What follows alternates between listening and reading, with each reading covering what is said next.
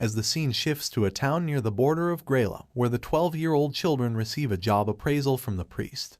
Each child is assigned an occupation that matches their aptitude. The scene starts with our protagonist introducing himself to others, saying that he's Locke, a beast tamer. As the girl comes close to him, she says that it's cool and expresses disbelief that he can become a beast tamer. The girl is the magic user whose name is Emmy. Locke mentions that the priest didn't even know about the occupation. Gladiator Isaac and Saintess Kara assure him that it's alright and raise his motivation, expressing their belief in his abilities. Locke thanks them, and they all promise each other that they will become the strongest in their respective occupations, aiming to form an S-rank party. Locke wonders if his occupation really matters and considers that as long as he can always have fun with his friends, he'll be content. He decides to become the support his friends need to achieve their dreams. 3 years later, the scene shifts to the royal capital at Kronto, where it's raining outside. Locke finally arrives, carrying stuff with him. As he's about to open the door, he hears the voices of his friends talking about him. Isaac expresses his opinion to remove Locke from their party, calling his job nonsense and mentioning that Locke hasn't even tamed a single monster. He states that all Locke can do is carry their things and do other odd jobs that anyone else can do.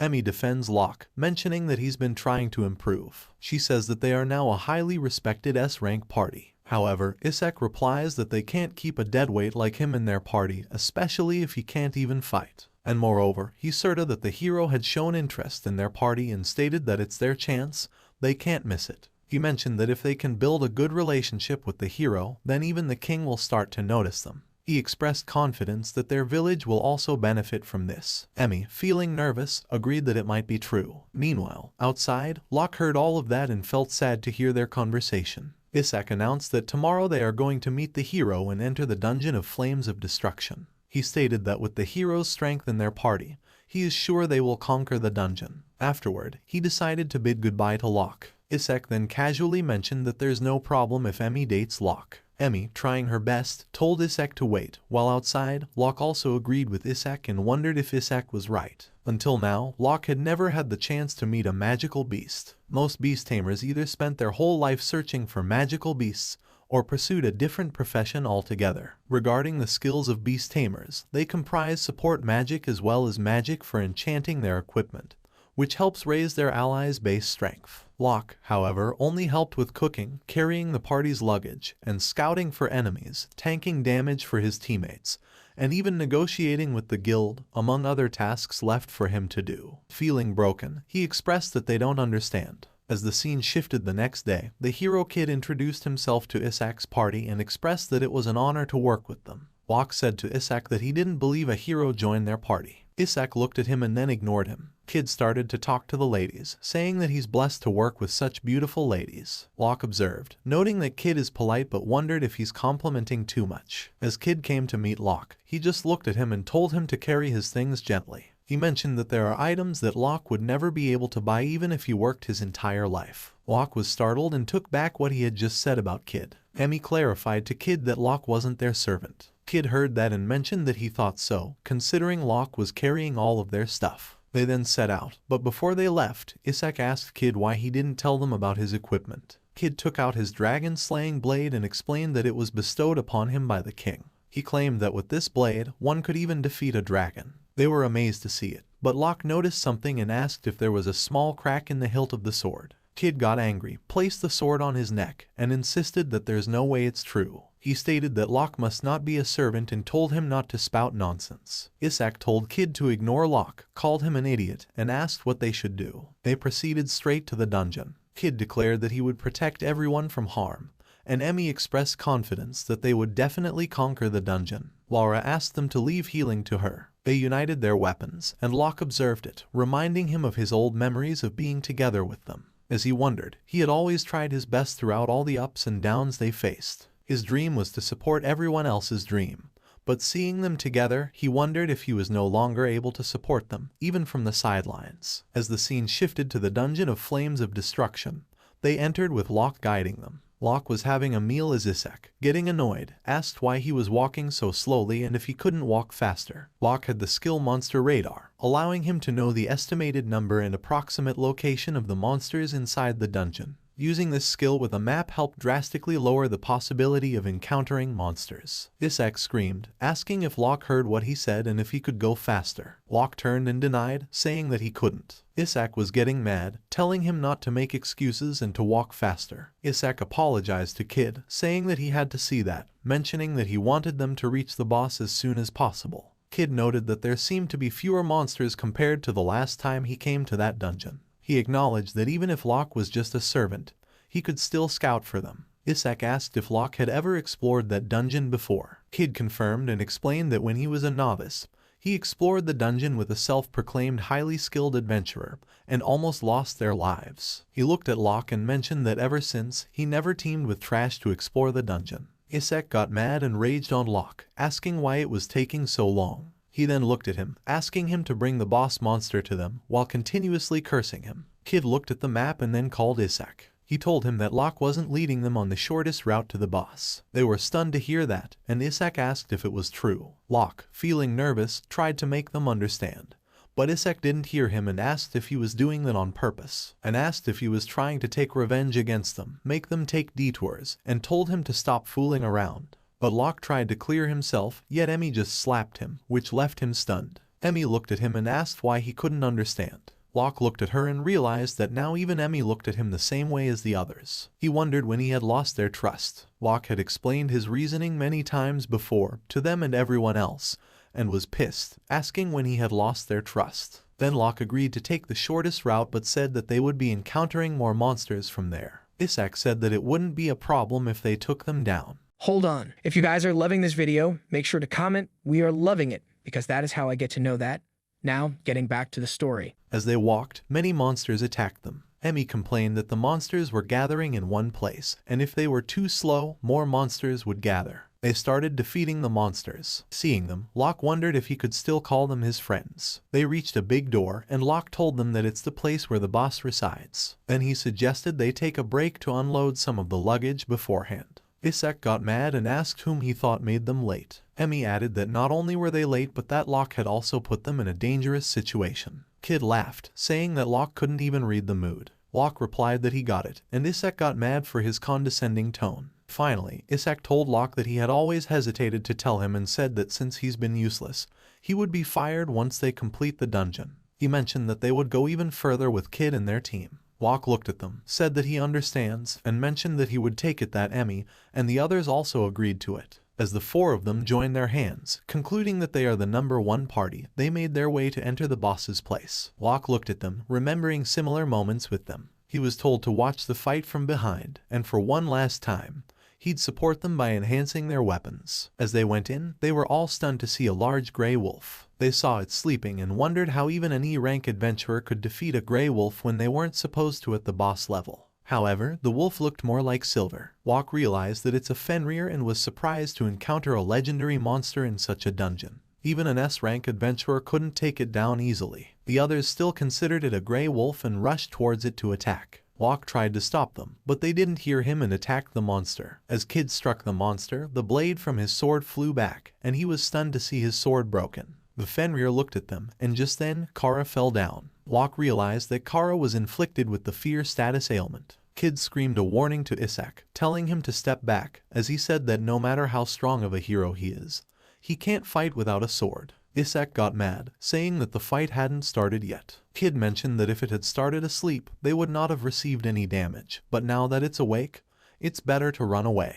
Isaac heard him and ordered everyone to retreat. Seeing Locke running ahead of them, he commented that Locke is good at running, though Locke was clueless as he just happened to be in the front. Then, Kid told him not to worry and got in front of Locke. He stabbed his broken sword into his own chest, saying that there's another way for them to use an idiot like him. Locke fell down, injured, as Kid took the spare sword and the king's sword along with the rest of the luggage. Kid then called Isaac and asked if, with that act, he had become the official part of their party. As he smiled and confirmed that, Locke was stunned to hear that. They started retreating, leaving Locke behind. Locke couldn't believe that it's really happening. Emmy also left him, apologizing to him. Locke looked at them and realized that it had come to this, that he was hated to the extent he wondered that he didn't mind dying like that. He remembered his memories with his friends and the promise they had made together. As Fenrir was getting close to Locke, he wondered what was wrong with him. As Fenrir opened his mouth, Locke was in tears, wondering that even though he had been forced into that kind of situation, he just can't bear a grudge against them. Chapter 2. As the Fenrir gets close and remarks on how cruel humans are, letting one of their own perish to save them, he adds that Locke's death will be swift and painless. Locke is stunned, turns around, and stops the Fenrir, asking if he can speak human language. Even the Fenrir is surprised and asks if Locke can understand what he's saying. Locke replies that it seems to be the case and wonders if it could be one of the skills that he possesses as a beast tamer. The Fenrir then asks if Locke still wishes to fight, mentioning that he's free right now, and fighting might help pass the time. Locke gets scared and says that he would really appreciate it if the Fenrir could just let him go. But Fenrir is in the mood for a game and asks him to play, stating that it's boring for him to stay on the floor where he can't even get out. Nervous, Locke starts to find something and takes out his axe breastplate, throwing it away. The Fenrir catches it and gives it to Locke, asking what he's doing. Locke throws it away again, and Fenrir chases after it and grabs it. The Fenrir is mad, saying that he doesn't get what's going on. Locke smiles and says that it's a good thing he learned how to take care of a dog when he was a kid. He then mentions that the Fenrir had said he couldn't get out, and the Fenrir tells him there's a strong barrier that even he can't break. Locke asks if he could get out of the dungeon, would Fenrir go on an adventure with him? The Fenrir laughs and says that he's not against that idea. Locke wonders if Fenrir wants to become his friend. Just then, Locke remembers that he heard something and recalls reading about the beast tamer's occupation, where it was stated that after an event, there would be a change in the listener. He wonders if it's the requirement needed for that change. Just then, he hears a voice in his head saying that the Fenrir has become his friend, and since he has met all the conditions, he'll be given access to the mini monster garden. Surprised to hear a voice in his head, Locke wonders what sort of effect that would have and says that he just has to see for himself what's going to happen next. Suddenly, the Fenrir starts to feel like he's brimming with power. Locke introduces himself to Fenrir, and they both greet each other. The Fenrir says that calling him a Fenrir doesn't feel right, so he asks Locke to give him a good name. Locke thinks about it and then comes up with the name Lucky. He asks how it sounds, and Fenrir gets mad hearing that name. Suddenly, he realizes that it's a good name, finds it cool, and says that he's really happy with it. Then, suddenly, a treasure chest appears. Locke sees it and realizes that making Fenrir his friend is equivalent to defeating a boss. He opens it and finds a bracelet and a massive fillet in it. The Fenrir gets amazed, saying that the red collar is cool, and asks Locke to put it on him. Locke ties the collar around his neck and wears the bracelet on his hand. Then, he hears a voice saying that the mini-monster garden has been equipped, and he can enter or leave the garden whenever he wishes to do so. Locke is still confused, and then Fenrir asks what's wrong, urging him to show what it does. As Fenrir touched the bracelet, suddenly, he got into that bracelet. Locke was stunned and asked if he was okay. Fenrir replied that he's fine, and then he got out of that bracelet, enjoying the experience and saying that it was really interesting to get in. He decided to try it out. Closing his eyes, he thought about the garden, and then he opened his eyes, finding himself in a whole different place. Locke was stunned to see that place, having a hut in front of him. The place was calm, and Fenrir felt like taking a nap. Locke looked around and considered that the place didn't look very spacious, but both the temperature and the weather were good. If they ever needed to store their things, they could use that hut as a storehouse. Locke wondered that while there are magic items that give access to another dimension, he had never seen one that allows one's familiar to enter. Then, Lucky inquired about their next move. Locke pondered, recalling what all the other S-rank adventurers had done so far. He expressed the hope that they could recruit more monsters like Lucky. Excited, Lucky agreed, stating that he was confident there would be many others like him eager to escape their dungeons. However, Locke pointed out that to make this plan a reality, they first needed to navigate through this floor. Without hesitation, Lucky took Locke on his back, told him to hold on tight, and then he started running towards the exit. Locke thanked him, and it was surprising to him that the distance they traveled on foot was covered in such a short time. At that rate, they would arrive at the carrier soon, and the staircase would lead them out from there. Then, Locke told Lucky to turn around towards the right opening. Lucky asked why they should turn right, and Locke explained that the opening straight ahead was the shortest route to their destination. However, Locke mentioned that there is a swarm of monsters waiting for them ahead, and he wants to avoid them. Lucky appreciated this and said it's good to have a guy like Locke around. As they were about to take the right turn, suddenly Locke asked him to wait. He stopped, got down, and saw the dead corpses of the monsters. Lucky asked about it, and Locke explained that the materials from the monsters can be sold for a lot of money, and some of them can be used to make delicious food. Lucky got excited hearing about delicious food. Then Locke took a corpse and said the word store, and it vanished from his hand. Amazed, Lucky asked when he learned how to store things like that. Locke replied that when he was riding on his back, he just had a feeling that this method of item storage was possible. They reached the barrier, and Locke identified the need to deal with the real issue. Lucky tried to pass the barrier, but he wasn't able to. He expressed that he guessed this is as far as he can go and thanked Locke for the adventure. Locke encouraged him not to give up just yet and, for now, requested him to get inside the mini monster garden. Lucky was glad, realizing they are going to pass like that. Locke was nervous as he wasn't sure if they would be able to pass through safely. He tried to pass, and then they were able to pass with no problem. Locke called out to Lucky, who was glad that Locke really did it. They made it out of the dungeon, seeing the outside world. Lucky was very excited and said that he's truly grateful. He claimed that he would never have imagined that there would be a way he can get out of the dungeon and said that he looks forward to their journey. Locke agreed, saying that he hopes the same. They showed signs of being friends, and Locke wondered if it's the first time he made Fenrir his friend, taking it as a new beginning for him. Chapter 3. Then, the scene shifted to the royal capital of Kronto, where everyone was stunned to see Fenrir with Locke, as it was expected by Locke. The guards came there to defend the Adventurers Guild, as a huge grey wolf appeared. Locke tried to stop them, saying that it's his familiar, but they weren't listening at all. Then, a lady came out who was the guild's receptionist, Rika, and asked what all that was about. Rika recognized Locke and welcomed him. Seeing him, Rika asked if he was supposed to explore the Dungeon of Flames of Destruction with his party. She was surprised to see the huge wolf, and Locke explained that it was not a dog, but his familiar Fenrir. Upon hearing that, Rika asked if he meant the one from that legend. She congratulated him and expressed happiness that he could work as a beast tamer. The guards were stunned to hear that it was a Fenrir. Rika then said that Locke needed to register himself and his family, and she took care of the registration. Once completed, Locke thanked Rika. She then asked what happened to the rest of his team. Locke asked if they hadn't returned yet, and she denied it. Locke thought and said that he was stabbed and then abandoned by Kid while they were in the dungeon, and he was sure that they'd be back in town by now. Rika got nervous and asked if he's okay. He mentioned that he was stabbed, but Kid's sword was snapped in half, so he didn't sustain any fatal injuries. Rika said that the rumor was true, and Locke asked about the rumor. Rika explained that the rumor was that Kid used his friends as a decoy to escape the dungeon, and it had started to circulate. Then Rika asked why Locke was targeted. He replied that maybe he was the least useful member in the party. Rika was surprised to hear that and said that she's sure that Locke was the most essential member of the party. Locke was confused and mentioned that the work he did for the party could have been done by another person.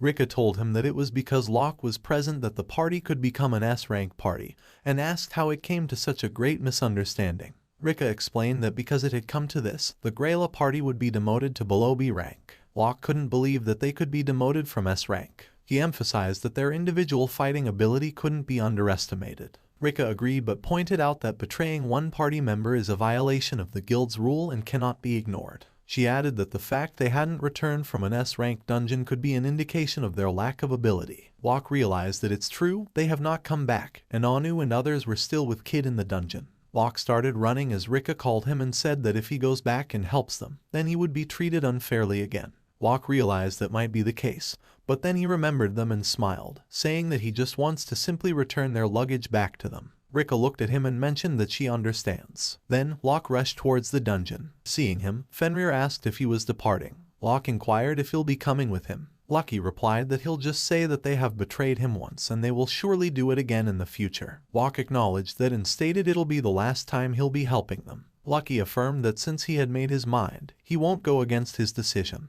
He got onto Lucky's back, and they rushed towards the dungeon. In the dungeon, where Kid was, he called them morons and complained that they surely didn't have a map. He wondered why they didn't remember the route. Isaac got mad and told him to shut up, while Kara said that they always had Locke to guide them around the dungeon. Kid continued to complain, asking if they were really an S-rank party because their movements started to get dull. He was pissed and wondered why they kept encountering those endless hordes of monsters despite taking a supposedly shorter route. Kid was sure the monsters would get weaker as they went to the lower levels, but he felt like the monsters were getting stronger and wondered what they should do now. They entered a place where Isaac suggested taking a break. As they settled down, Isaac mentioned that they just arrived on the 4th floor shortly, and they could manage until they reached the lower levels where the monsters would surely get weaker. Then he asked Kid if his spare sword was in good condition. Kid, being angry, told him to shut up and said that he should be more worried about his sword since he's been using it all the time.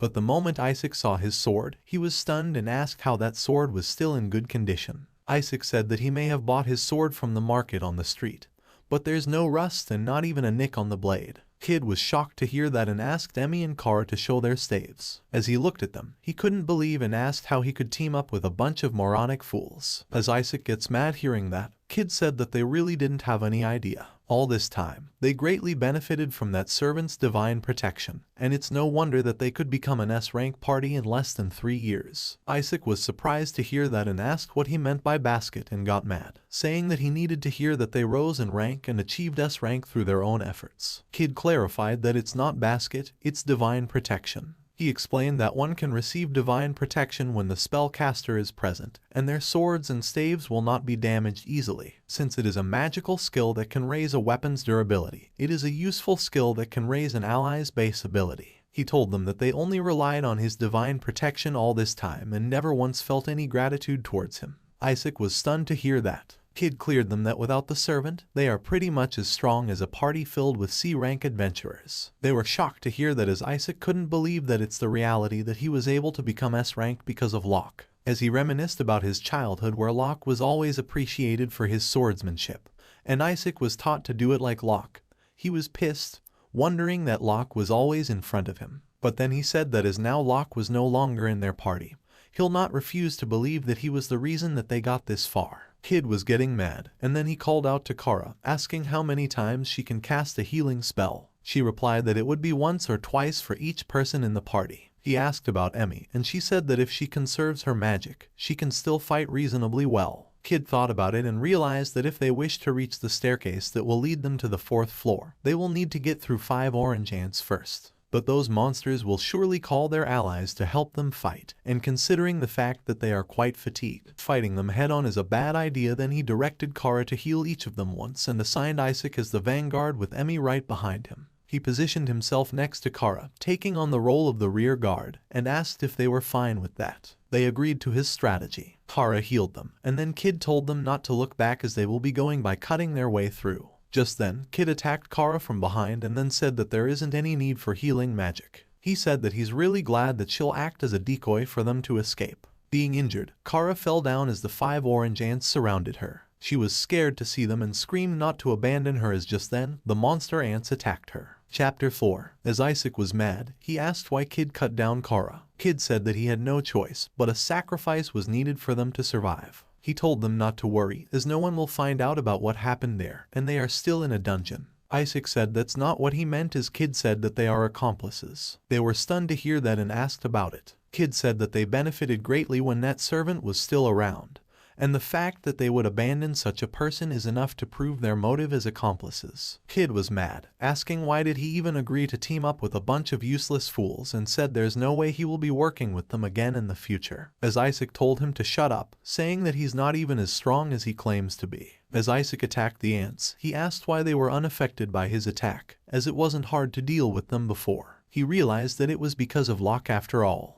As he was distracted, suddenly the ants were about to attack him from behind, and Isaac was helpless. Then, suddenly, Locke came there with his Fenrir and swashed those ants. They were stunned to see him as Isaac looked at him and said that he should be dead. Locke replied that he came back from hell. Fenrir asked if they should kill them and said as long as they are in the dungeon, no one will find out if they killed them. Then, Emmy called out to Locke and pleaded with him to save Kara and told him that she's still on the 5th floor. Locke was stunned and asked what they did to her. Kid revealed that they had no choice but a sacrifice was needed for their survival. Fenrir said that it's ridiculous, as they betrayed Locke and yet still have the guts to ask him for his help. But then, Locke asked Lucky to go and save Kara. As Lucky commented on Locke as a kind-hearted man, they went to the 5th floor. As Locke was defeating all the monsters on the 5th floor, Fenrir was also helping him, as there were so many of them. Locke realized that the scent of blood seems to be the cause as to why so many of them had gathered there. Then, he looked at Lucky, wondering that he can be courageous now that he has Lucky with him.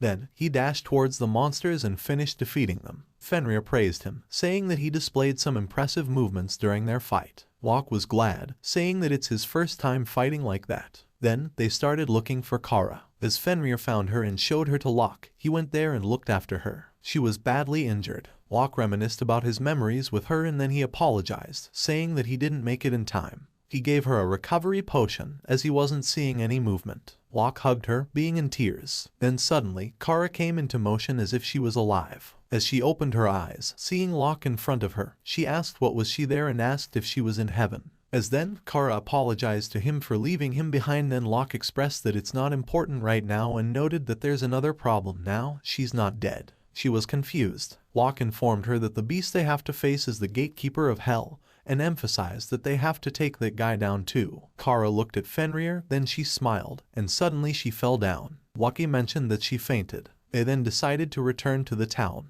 As then, Locke noticed an opening and said that it's the entrance to the nest of the orange ants. Fenrir was glad to hear that as he expected delicious eggs there. As they went there and saw the orange ants' eggs, they noticed that some of them looked different from the other eggs and others were smashed down by someone. Suddenly the eggs cracked and the orange ants came out. They rushed towards Locke, and to his astonishment, they started calling him Papa. Locke was nervous. Just then, a voice in his mind said that it seems that the orange ants want to befriend him and asked if he wants to befriend them. Locke was stunned to hear that voice, and then he wondered that it would be really sad if they were to leave them alone. He agreed to befriend them. Suddenly, a bright light occurred, and then the ants turned into humanoid forms. Then they were transferred to the mini-monster garden. Locke said that he'll be going to take a look at the mini-garden and asked Fenrir to take care of Kara. He gets into the mini-monster garden. As he entered, he was notified that since he has befriended 6 new monsters, he will be able to upgrade the mini-monster garden and gave him 6 features to choose. Locke decided to improve the river, the pond, the herb and the fruit trees. He also upgraded the vegetable field.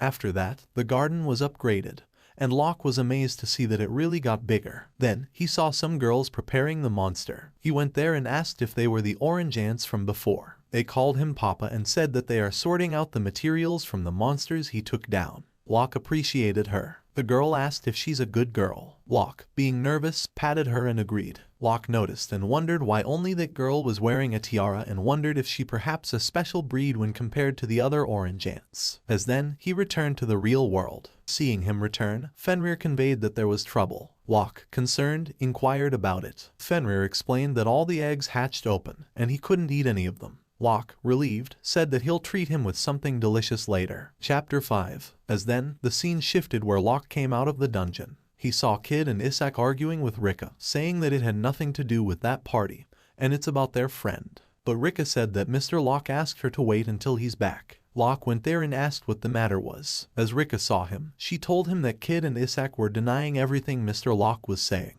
Kid came forward, saying that the guild was making strange accusations and asked if he could explain them properly. Locke asked what he wanted him to explain. He asked if it meant they had been struggling with the 4th floor even though they were S rank, or if it was the time when he used Kara as bait by slashing her on the 5th level. He asked if it was that time when he stabbed him while escaping from Fenrir. As Kid was nervous, Isak cursed Locke, saying that he didn't have any idea what he was saying. Kid told him to calm down and said to Locke that just because he was fired from an S-rank party doesn't mean that he can lie and make up false accusations. He asked if he had any evidence. As Locke thought about the evidence, Kid said that without evidence, accusing is wrong and warned him, saying that he's a hero, and he can make sure to tell the king about this. He grinned at him, asking if he understood what he meant. Then Locke asked for a second and took out Kid's sword, showing them. He said that the wound in his armor perfectly matches with his sword and asked if that's enough evidence. Kid claimed that he probably had claimed himself and asked for Isak's confirmation.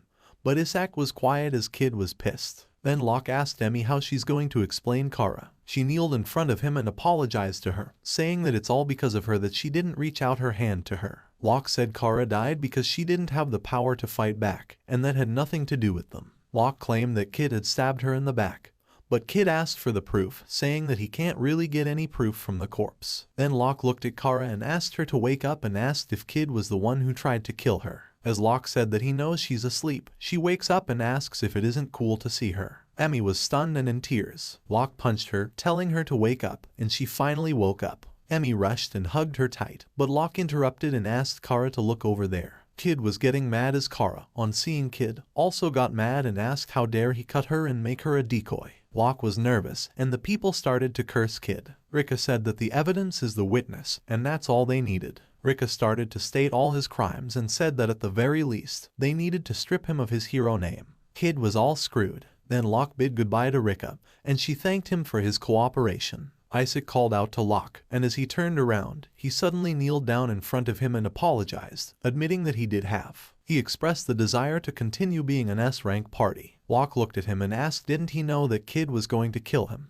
Isaac was nervous to hear that, and he said that he didn't know what he was talking about. Locke pointed out that Isaac mentioned that Locke is the member of his party that runs, and he was sure that they were trying to kill him all along. Isaac denied that, screaming, and said that he was not going to let him say that. He asked if Locke knew how much he's been taking care of him and claimed that he was the one who got him to the S rank. But then Rika denied, saying that it seemed that Isaac had misunderstood something. She said that it's because of Locke that they were in the S rank. Rika clarified that Locke was the only one with a rank ability in their party, and they were probably C rank or maybe even B rank at their best. Locke was also surprised to hear that. Rika said that if Locke made a party with an E rank adventurer, then they could probably expect the same results. Isaac was mad and told them not to play with them. He cursed Rika, who claimed them to be weaker than B rank. Rika confirmed that it's true. Isaac got mad and asked to have them fight, and if Locke wins, then he will accept the demotion. But if they win, then Rika has to pretend that the case never existed. Locke was nervous and tried to calm him, but Rika agreed to his conditions. Locke was shocked and said that he hadn't joined any party yet, but Rika told him to do it. Then Rika said that this is a request from the guild and asked him to team up with an E-rank adventurer and show them his training abilities. Some rewards will be given. Locke accepted her request, and it was a temporary party. Rika instructed Isaac that it's him, Emmy, and Kara. They'll have those three people challenge it. She explained that regardless of Kid, who was under suspicion of murder from before, he couldn't participate. Kid inquired about it, and she clarified that it was so many years ago, but Kid argued that she didn't have proof for that. Just then, a person said that he'll testify. The person revealed his face, mentioning that he used to be a member of an A-rank party known as Jet Black Spear, and told Kid not to tell him that he forgot about it. As Kid denied, saying that he didn't know, the person stated that it was the dungeon of extracting and their friends took the bait too. He mentioned that he tried to help, and when he got back to the city, people told him about it. He heard that people were saying that it was a story from a nameless adventurer or the hero with connections in the capital. The person was in tears, saying that he only had done his job properly. Rika pointed out that no matter how many connections, this time Kid can't escape that evidence. Kid said to Isaac that he shouldn't have joined that small party. Locke replied that he's right and called him a fraud hero. Kid expressed his unwillingness to be a proclaimed S-rank party, and then took out his sword, slashing the men in front of him. Kid said that he's getting caught by the guild for the reason that he doesn't even remember. Locke told him to stop as he was trying to do it more. Kid, being mad, told him to shut up and not to talk to him, claiming that he's not the type to go down. He rushed towards Emmy and placed his sword on her neck. They screamed, telling him to stop. Rika said that they can still go back to how things were. Kid told them to shut up, saying that he doesn't even want to be a part of that damn guild. As Emmy was struggling, Kid instructed them to move aside if they didn't want Emmy to get hurt. They gave way to Kid. As he took Emmy and escaped from there, Locke rushed towards him. As he gets out, he sees Lucky there and Kid injured on the ground. As Locke saw Lucky, he asked how about it. Lucky made sure that Kid didn't explode from his hands. Locke was glad and thanked Lucky as they were about to restrain Kid safely. Chapter 6. As the guards came and took Kid with them, Locke thanked Lucky again.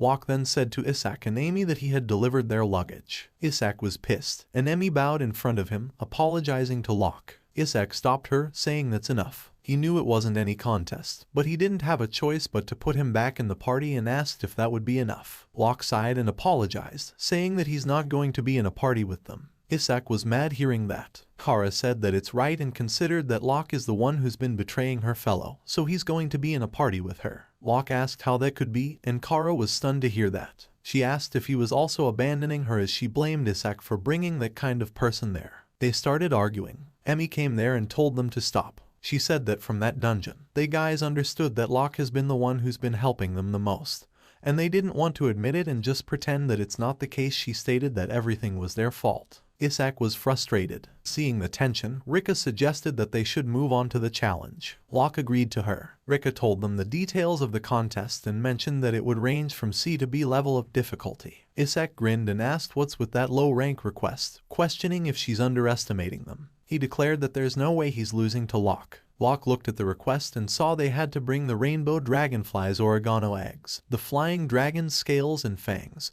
and fresh green emerald within a week. Locke wondered if it's pretty simple, but he asked Isak if he's sure. Isak, being confident, asked if he's chickening out. Then he takes the request, and then he is stunned to see the request as he screams out, asking what's with the request. Rika asked what seems to be the matter and asked if their S-class party is leaving now. Locke realized how it was. They dashed up being an S-class party, and the guild has all the information, including all the requests they have completed in the meantime. Kara's dislike towards oregano, Emmy's fear towards insect demons, and they also know that. It means that this is the warning from the guild that they will not tolerate adventurers who do not follow the rules. As Isaac was mad and had to accept that, they left. Rika then said that as for Locke, she'll introduce him to the E-class adventurers. Locke conveyed to Lucky that this might take a while, and mentioned that he enjoyed his stay for the meantime. Lucky nodded, and then he went with Rika. She asked Locke if there was anything he hated about making a party. Locke thought about it and mentioned that he didn't really like being betrayed and also didn't like people who don't follow directions. She confirmed, stating that she's the deputy director's assistant, so she has the authority,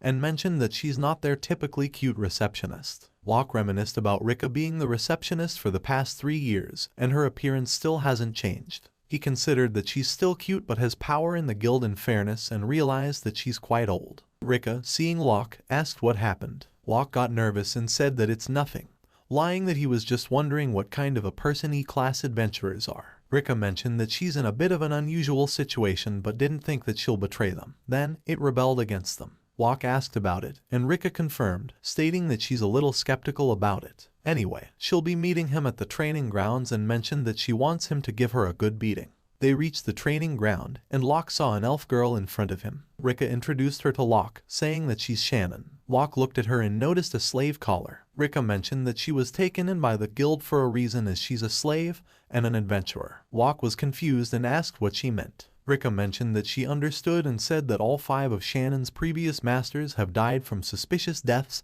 and accidents. It's all by chance, as 2 cases were natural and 1 case was poisoning, and a fall off a cliff attacked by a demon all happened one by one. She said that her last master had a thing for the guild and had no guild affiliation. Locke heard that and wondered if he was sure that it was not just bad luck that it's happening in succession. But then Shannon declared that she's a Grim Reaper and asked if he didn't want to die, then refused that request. Locke was nervous and mentioned that even if she told him that, this is the only thing. Just then, Shannon placed her sword at his neck, saying that weak people can't even avoid that degree, and told him not to get involved with her. Locke asked what if they did otherwise, as Shannon was getting mad and asked what isn't understood, and asked if he wanted to die that bad. As she was in tears, Shannon said that she had reached the point of becoming a slave because she had given up on his life and didn't have a choice, and told Locke that he did not have to be a part of that. She cried, saying that she's sick of seeing someone die again. Locke said if he's just stronger than her bad, asked if that will be a problem, as he took a wooden sword and said that someone as kind as he can't just leave her alone. Shannon, being mad, told him to shut up and asked if he didn't have the intention of stopping. As Locke confirmed, and then she dashed towards him, saying that she'll just make him understand, as she attacked Locke as he barely dodged that and defended her next attack. As Locke observed her skills and realized that she's quick, and it seems that she must have swung that sword 10 of thousands of times. But just then Locke swings his sword and makes her sword lose from her hand, as Shannon was stunned. RTIC that Locke said that standing muscles that are too clean to predictable, and said that they are done here, but then Shannon kicked him, saying that she haven't lost yet, as Locke defended that as Shannon kept on fighting him. As Locke realized that she got a solid foundation in martial arts, but her technique is clearly not up to the task, as then Locke grabbed her hand and smacked her in the ground, saying that it'll hurt Jerv a little, as she fell down and cried in pain. As Locke finished the fight, as then Shannon stood up, saying if she acknowledged her defeat then he will also end up dying. Locke screams, telling her not to kill him without asking, said that he won't ask that easily. Shannon was broken, expressing that they said that and still ended up dying. That's why she stood up, stating that she absolutely can't lose. Locke mentioned that he'll just show her the reason why he won't die. Then he called out Fenrir, and as Fenrir emerged, there was a bright light. Shannon was stunned to see it and said that it's impossible, having a Fenrir as a familiar. Shocked, she asked just who he was. Chapter 7. As the scene shifted to Shannon's past, she was called and asked to wait. Turning around, she saw her brother, who was 5 years younger than her. They resided in the home of the elves, and she thought that they would live in peace for the rest of their lives. But suddenly, one night, her brother Seth went missing in the Forest of Affection. Her father and others went to search for Seth, and her parents told her to stay there and take care of the house. However, she thought that her precious brother was still in danger, and went out to search for him. As she kept on going in the forest, she suddenly saw a mage's house. The forest was where they used to play, a place where human mages and elves swore friendship, and it was called the Forest of Affection. In that very forest, there was a human mage's residence, and except for a few, it was an off-limits zone. Shannon was amazed to see that it had been hundreds of years, and it hadn't been damaged at all. She went inside and looked around. There was no one living there, but there was no speck of dust to be seen. Then she noticed a door opened. She went there, calling Seth. As she went in, she saw Seth lying on a table. She rushed towards him, checked him, and realized that his pulse and breathing were going fast. She needed to bring him home quickly. Just then, she was stunned and looked aside as she saw a large black eye. It disappeared, and she suddenly took Seth on her back. She tried to open the gate, but it was not opening. The eye appeared again and asked about the one who will be saved. She screamed, asking to save Seth. A black ray hit Shannon, and just after that, she didn't remember what happened. When she regained consciousness, she was lying on the bed, and Seth was smiling in the house, as if yesterday was a lie. She wondered if it was just a dream. But after that day, strange things started to happen. The creatures around her started to die, and the creatures that died afterward gradually got bigger and bigger. Her last family's horse died, and when she talked to her parents, they didn't take her seriously. So, she left her village quietly alone without telling them. As she had only known the world in her village, the world out there seemed too cruel. The next thing she knew, she had been reduced to a slave. But then, her first master taught her that it's better to study and learn things about the world. He was very kind and gentle, teaching her about the world. However, after 6 months, her master passed away. The lady of her new master knew about her, and then the second master died of an illness after 3 months. The third one died within a week of falling off a cliff, and the fourth one took poison herself. The fifth one was attacked by a monster and died. Anyone who came in contact with her would die. Somewhere along the line, she became known and feared as the Grim Reaper. As she didn't want anyone else to die, she was at her wit's end when she was taken in by an organization called the Guild. She hoped to go to prison to avoid involvement with anyone. However, the Guild thought differently, and Rika asked if she would join their party as an E-rank adventurer. Shannon preferred anonymity, so she told them what happened, expecting them to say no. She mentioned that sometimes it was sheer brute force. She went for a while, but one day, a man appeared who introduced himself as Locke. She tried to reject him that time as well, but instead of going away, he took her seriously. She mentioned that she heard he got banished from his S-rank party, but he was stronger than anyone and very kind. When he showed her the reason he won't die and called out Fenrir, displaying his tremendous ability, Shannon couldn't believe that he made the legendary Fenrir his familiar. The curse she used to hear all the time, the thought that if she died, everything would be solved, was something she had always thought. But that's just because she had been suppressing her true feelings. She said that she still wanted to live and looked at Locke, wishing him to be the person she could rely on. Just then, she collapsed and fell down. Locke rushed towards her and asked if she was all right. Rika looked after her and said that she was all right, but it seemed a little overwhelming for her. She looked as if a weight had been lifted off her chest. Rika left, saying that she would let her rest a bit. As Locke noticed Lucky and turned around, he asked if Lucky barking at her was a bad idea. Locke denied, saying it turned out to be just all right and thanked Lucky for that. Then, Lucky asked what Locke was going to do with that bird. As Lucky howled, the bird fainted and fell down. Just then, Locke heard a voice telling him that a sky bird wanted to be his friend and asked if he would befriend it. Locke agreed, considering that it would be fun to have a lot of friends. The sky bird was befriended and transported to the garden. Shannon came there, and seeing her, Locke asked if she was already fine. Shannon was nervous and then bowed down, apologizing for what she did before. Locke replied that he thought she was thinking of the other person when she did that. Shannon thanked him, acknowledging that she was inexperienced, and asked if it was all right for her to join him. Locke smiled and accepted, saying it was nice to meet her. She was glad and greeted him back. Then, Lucky touched Shannon. Locke was stunned when Lucky smashed a rock with just a touch, but Shannon was all right. Lucky mentioned that he's developing and, more importantly, confirmed that she had a pretty powerful curse on her. Locke asked if it could be broken or something. Lucky said that he couldn't break it, as that kind of delicate work was not for him, but he believed that Locke could break it. However, Locke denied it, lacking the knowledge about it. Lucky grabbed Locke's head, stunning him, and suddenly, Locke felt all the knowledge flowing inside his head. He realized it was the opposite of divine protection and thanked Lucky. Then, Lucky told Locke to try it, but someone came there and told Locke to stop.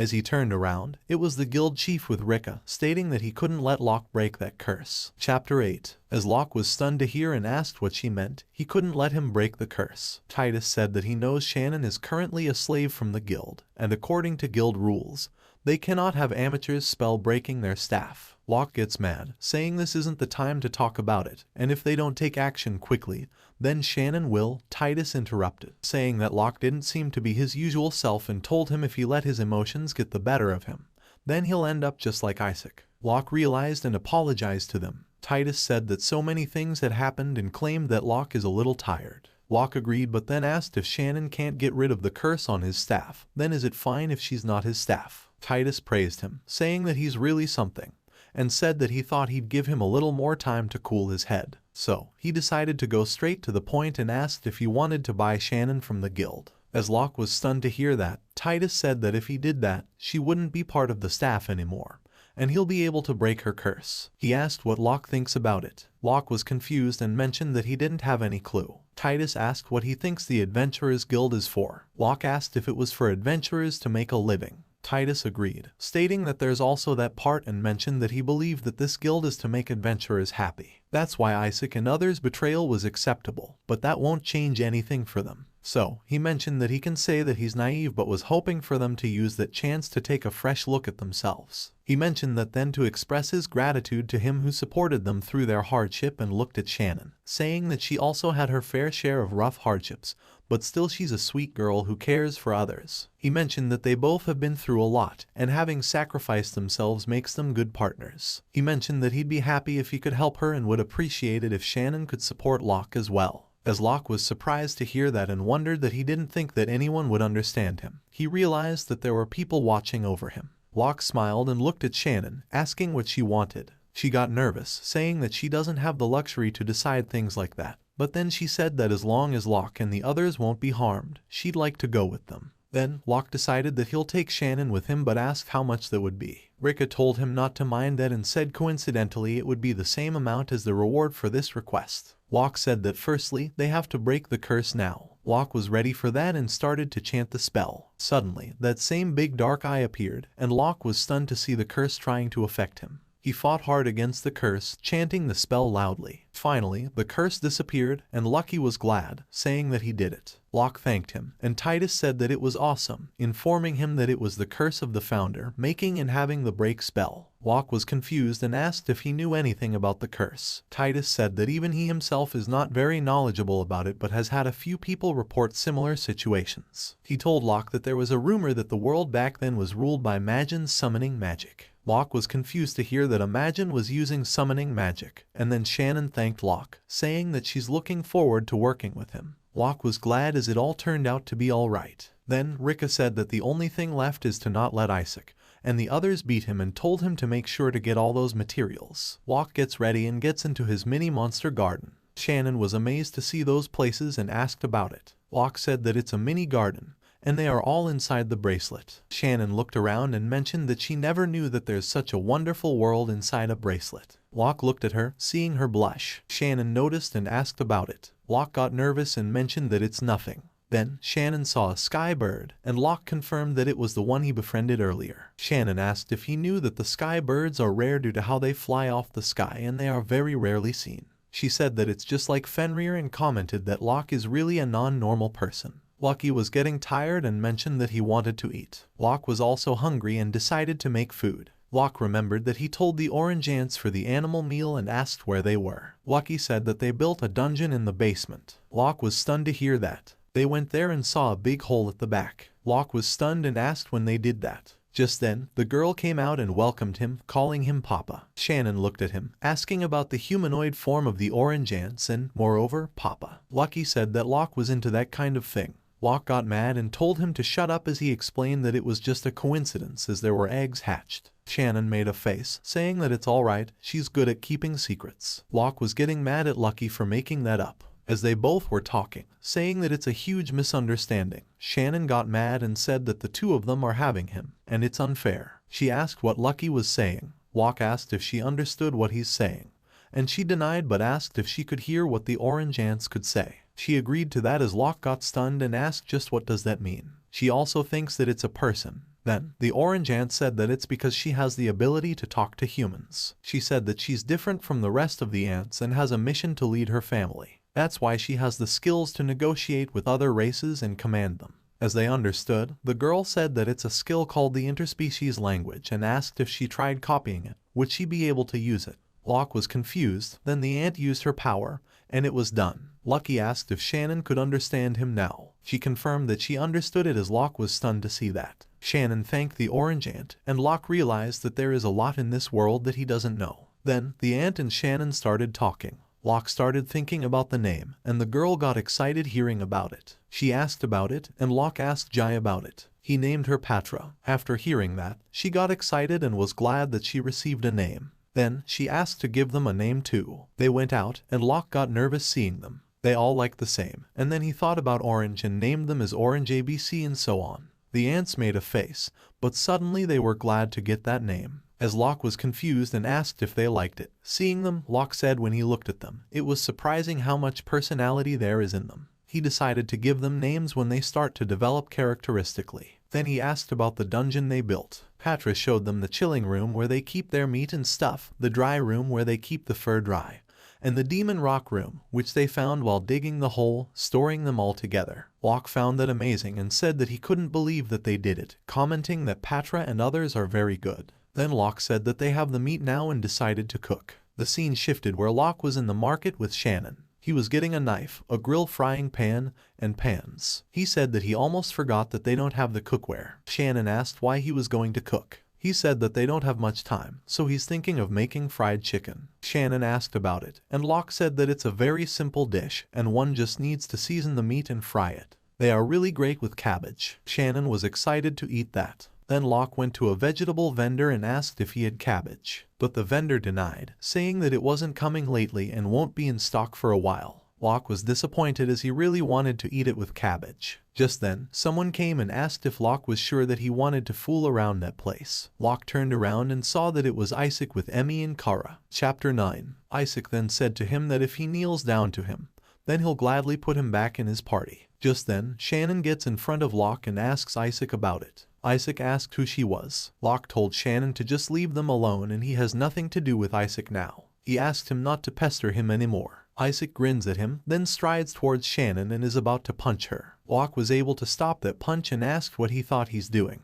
Isaac steps back and says that Hero knows what kind of under 100 tactics the guild is using, as he thought they'll pair him with a strong adventurer. But from the looks of it, he commented that she looks really like an E-class. Then he said that if he's working with that piece of garbage, then he wouldn't be able to use him properly. As Shannon gets mad and asks Isaac to take it back and screams, saying that Isaac is not an object and calls him crazy for such things, like to use him. Kara asked if the elf was really his new partner. Locke confirmed, saying that she is an E-class old adventurer. Kara gets close to her, looks at her, and then comments that she really had a lack of clothes. She advised Shannon that if she's going to party up with Locke, then being mindful of what she wears will be beneficial for her. Locke mentioned that it was none of his business and stated that it's not like her strength would change because of what she wears. Kara got frustrated and mentioned that there's no way Locke would pick up an E-class adventurer. Locke clarified that it wasn't his choice, actually. Kara started to argue, and then Emmy came there and apologized for the rude things they both said to them and introduced her to them. She again bowed down in front of Locke, saying that it's not something that can be forgiven with an apology, but she apologized for everything she had done.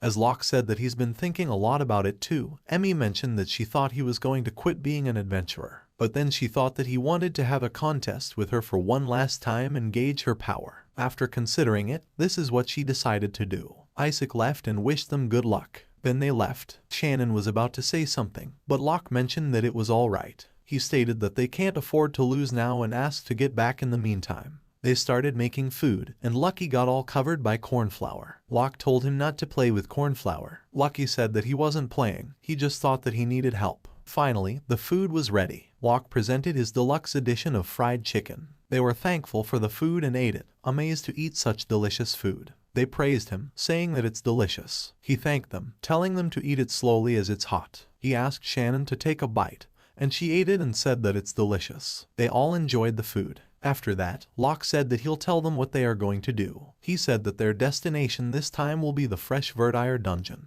It's located in a place where it takes 2 to 3 days of carriage one way. Normally, this request would take about a week to complete, but he said that there is a forest, a storm, and a lot of places where it's hard to go. If they travel in a straight line, they can get there in less than half a day. He said that judging by the weight of Isaac and the others' baggage, he'd expect them to take the usual route. Unless they get into some kind of trouble in the woods, he doesn't see how they can lose. Even if they are following the shortest route, he thinks that it wouldn't be as smooth as they think. They finished filling up their bellies and decided to depart. Shannon and Locke were on Lucky's back, and they strode towards the dungeon. Locke noticed that the monster wasn't attacking, which was expected of a Fenrir. Just then, they heard a voice and asked, was that a crying voice? Shannon said that maybe someone was being attacked by a monster. Locke asked Lucky if he could go back for a second. They then followed the cry and were stunned to see that a monster was crying. Locke asked what that, guys, is, and if that's a stone statue. Then he realized that it's a gargoyle. As the monster looked at them, he got scared, screamed, and attacked them with wind magic. Fenrir said that he surely got some nerve to challenge him with wind magic, and then Fenrir casted his magic. Locke was amazed to see such power in Lucky as he wasn't stopping and kept on collecting the magic power. Locke got nervous, saying that it's too much. There's also a royal capital in front of that direction,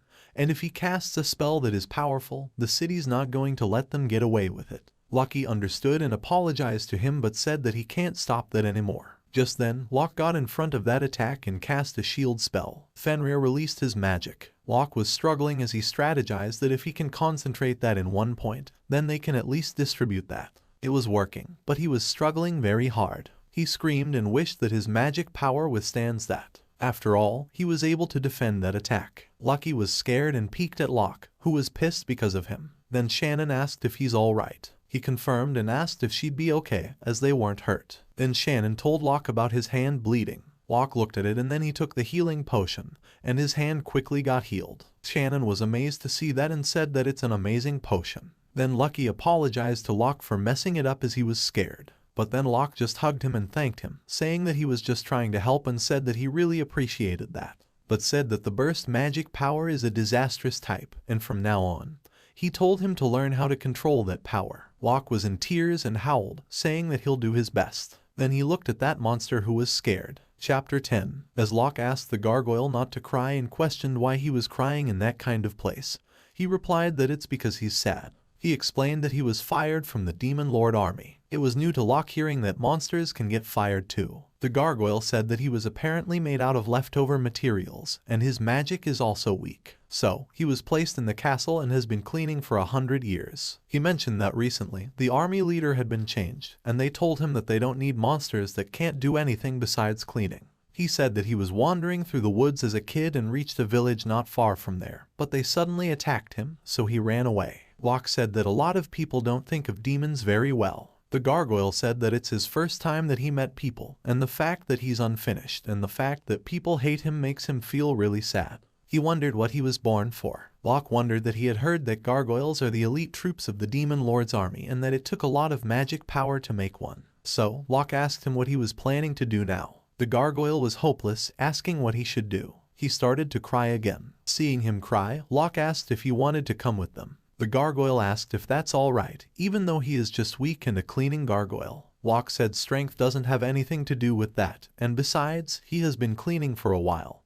Hundreds of years, considering it really amazing. The gargoyle was glad and thanked him, asking him to let him join them. Then, Locke heard the same voice in his head that a gargoyle seal wanted to befriend him and would like to accept it. Locke was confused and asked him if there was some kind of sealed power within him. The gargoyle said he heard that the previous demon lord was the one who created him, but he's not really knowledgeable about that. As Locke accepted to befriend him, he was notified that a gargoyle sealed was turned into a sacred beast and became his friend. He transferred the sacred beast to the garden, and with the increase in the power of the holy beast, he could now expand the garden and choose from different options. He selected to expand the cabin, and finally, the expansion was complete. The gargoyle told Locke that there was a village a bit far away. Then he noticed some plants and saw that it was cabbage. He asked how there could be a cabbage patch in the middle of nowhere. He noticed that Lucky was asleep and realized that it was night, deciding to rest there. The scene shifted to the next day where they went to the village which the gargoyle was talking about. As they reached it, it was the Chiyusano village. They went in and saw a man sleeping. They called him, but he wasn't listening. Shannon got close and shook him, asking him to wake up. The old man woke up, saw Shannon in front of him, and called her an angel. He said that it's about time that an angel kicked him up, and then he was about to kiss her. Just then, Fenrir placed his paw over him, and he fell down. The old man was fully awake, saw Locke and others, and asked who they were. Locke said that they were adventurers on their way to the cave up ahead, and then they heard about the village. The old man heard that and said that they were just in time, telling them to go and see the village chief and ask him for advice. As Locke wondered about the advice, they went from the village and observed the villagers. He noticed there were a lot of skinny people, and he was sure that there was never a famine in that region. The village chief, introduced as Onagami, greeted them. Onagami said he's glad they came and mentioned to the person who brought them there that it seems he woke up properly this time. The person replied that if they are skilled, he'll recognize them even if he was asleep. They started arguing, and Locke asked about the advice. Onagami apologized and explained that about a year ago, goblins started leaving for the Green Garden Swamp, and their fields haven't been doing well. The goblins raided their village, took away what little food they had, and when a group of young men tried to retaliate, the goblins got them in return. Onagami asked if they could use their help. Locke thought about it and said that goblins have more wisdom than other monsters, and once their numbers increase, they become a nasty bunch. Onagami mentioned they requested help from the state and the guild, but they couldn't pay a decent request fee, so no one took their requests. Locke realized that he can't help them just out of goodwill if he wants to make a living as an adventurer. Besides, even if they save them, there's a chance they might ask for help again, and they need to be able to live on their own. For the meantime, Locke asked to take a look at the map of the area where the goblins were. He showed him the map, and by looking at it, Locke said they might be able to handle the goblins. He mentioned they saw a cabbage patch on their way and suggested that they can survive hunger for now. Onagami thanked him, but Locke said that if they don't do anything, they'll end up repeating the process over and over again. To prevent that from happening, he offered to help develop the village and asked if, in the future, when the village is profitable, they could give him 20% of the revenue. Onagami was nervous, saying it's not an amount he can decide on by himself. Locke proposed that if all the villagers cooperate with that demand, he'll settle for 10%. He said that it can be from any sales, minus the cost of everything and their labor. Locke said that besides, even if the villagers help them, they will help to thin out the goblins and provide food. As the villagers started to discuss, we got to know that the fundamental problem in that village is that it's blocking traffic from the rest of the city. The fields were not well maintained, and they have no special products, so they get foreign currency and are not getting what they need. Locke wonders if he can help them for free, but it won't do the villagers any good, as the villagers also need the resolve to do so. As Onagami said that they understood and asked him to let him consult the other villagers, Shannon asked what was going to happen. Locke said that the village should benefit greatly, and he can't imagine them saying no, but said that he's going to do a little preparation in the garden and asked Shannon to let him know what the village chief calls him. As then Onagami was ready, their opinions were really divided, but with that in mind, they didn't think that they could make things better. They asked if Locke was okay with all the compensation being contingencies. Locke agreed, stating that if they wished to cooperate with them, they could deal with the goblins and their food provision, assuring the villagers wouldn't be in any danger. As they started mumbling, expressing that it wouldn't be a problem, a person said that he would believe him. An injured person spoke up, stating that he didn't think it's such a good idea, and no matter how they look at it, he asked, "Isn't that suspicious?" Onagami was angry and called him Warren, asking how dare he say that. Warren replied that if he wasn't injured, he could deal with the goblins quickly. As Locke saw the villagers injured by the goblins, he took out the healing potion and gave it to Warren, asking him to take it. He mentioned that it is his unique arrangement, and it's a healing potion. Warren got mad and said that he doesn't care about that, as if he'd drink that. Locke told him not to think like that and said that if he wants proof, then he won't mind letting Shannon drink that. He then asked her to drink it, and she took it and gulped it. She was amazed as it was delicious, and she said that she also feels like his body is getting lighter. Lucky gets excited and says that he wants to drink that. Locke gave it to Lucky to taste, and it was very delicious. Lucky said that he didn't know what it was, but he felt very refreshed. Then he gave it to Warren to try it out. Warren took it, saying that it might be just acting, and he gulped that potion.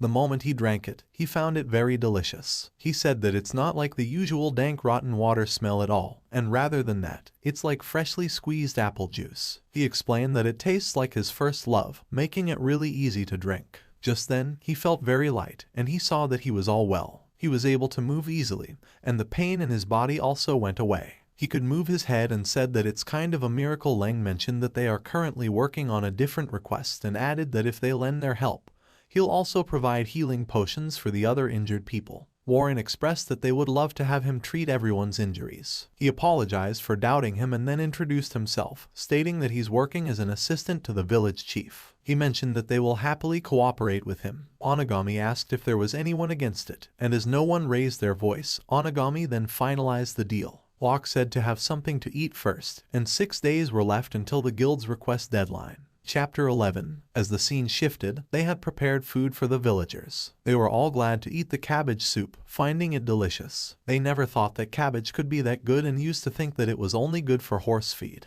Locke had also poured a little bit of the recovery potion that he made into the dish, and it seemed that the people who were unwell seemed to be healthier. Locke called Shannon and asked if she could help him with something. As she came there, Locke asked her to take along Orange Ants and be with her and protect them and the villagers as they left to collect materials. Shannon was nervous and said that he was leaving such an important task to her. She asked if he was sure that it's going to be okay. He replied that she should be able to handle the monsters in this area without much trouble.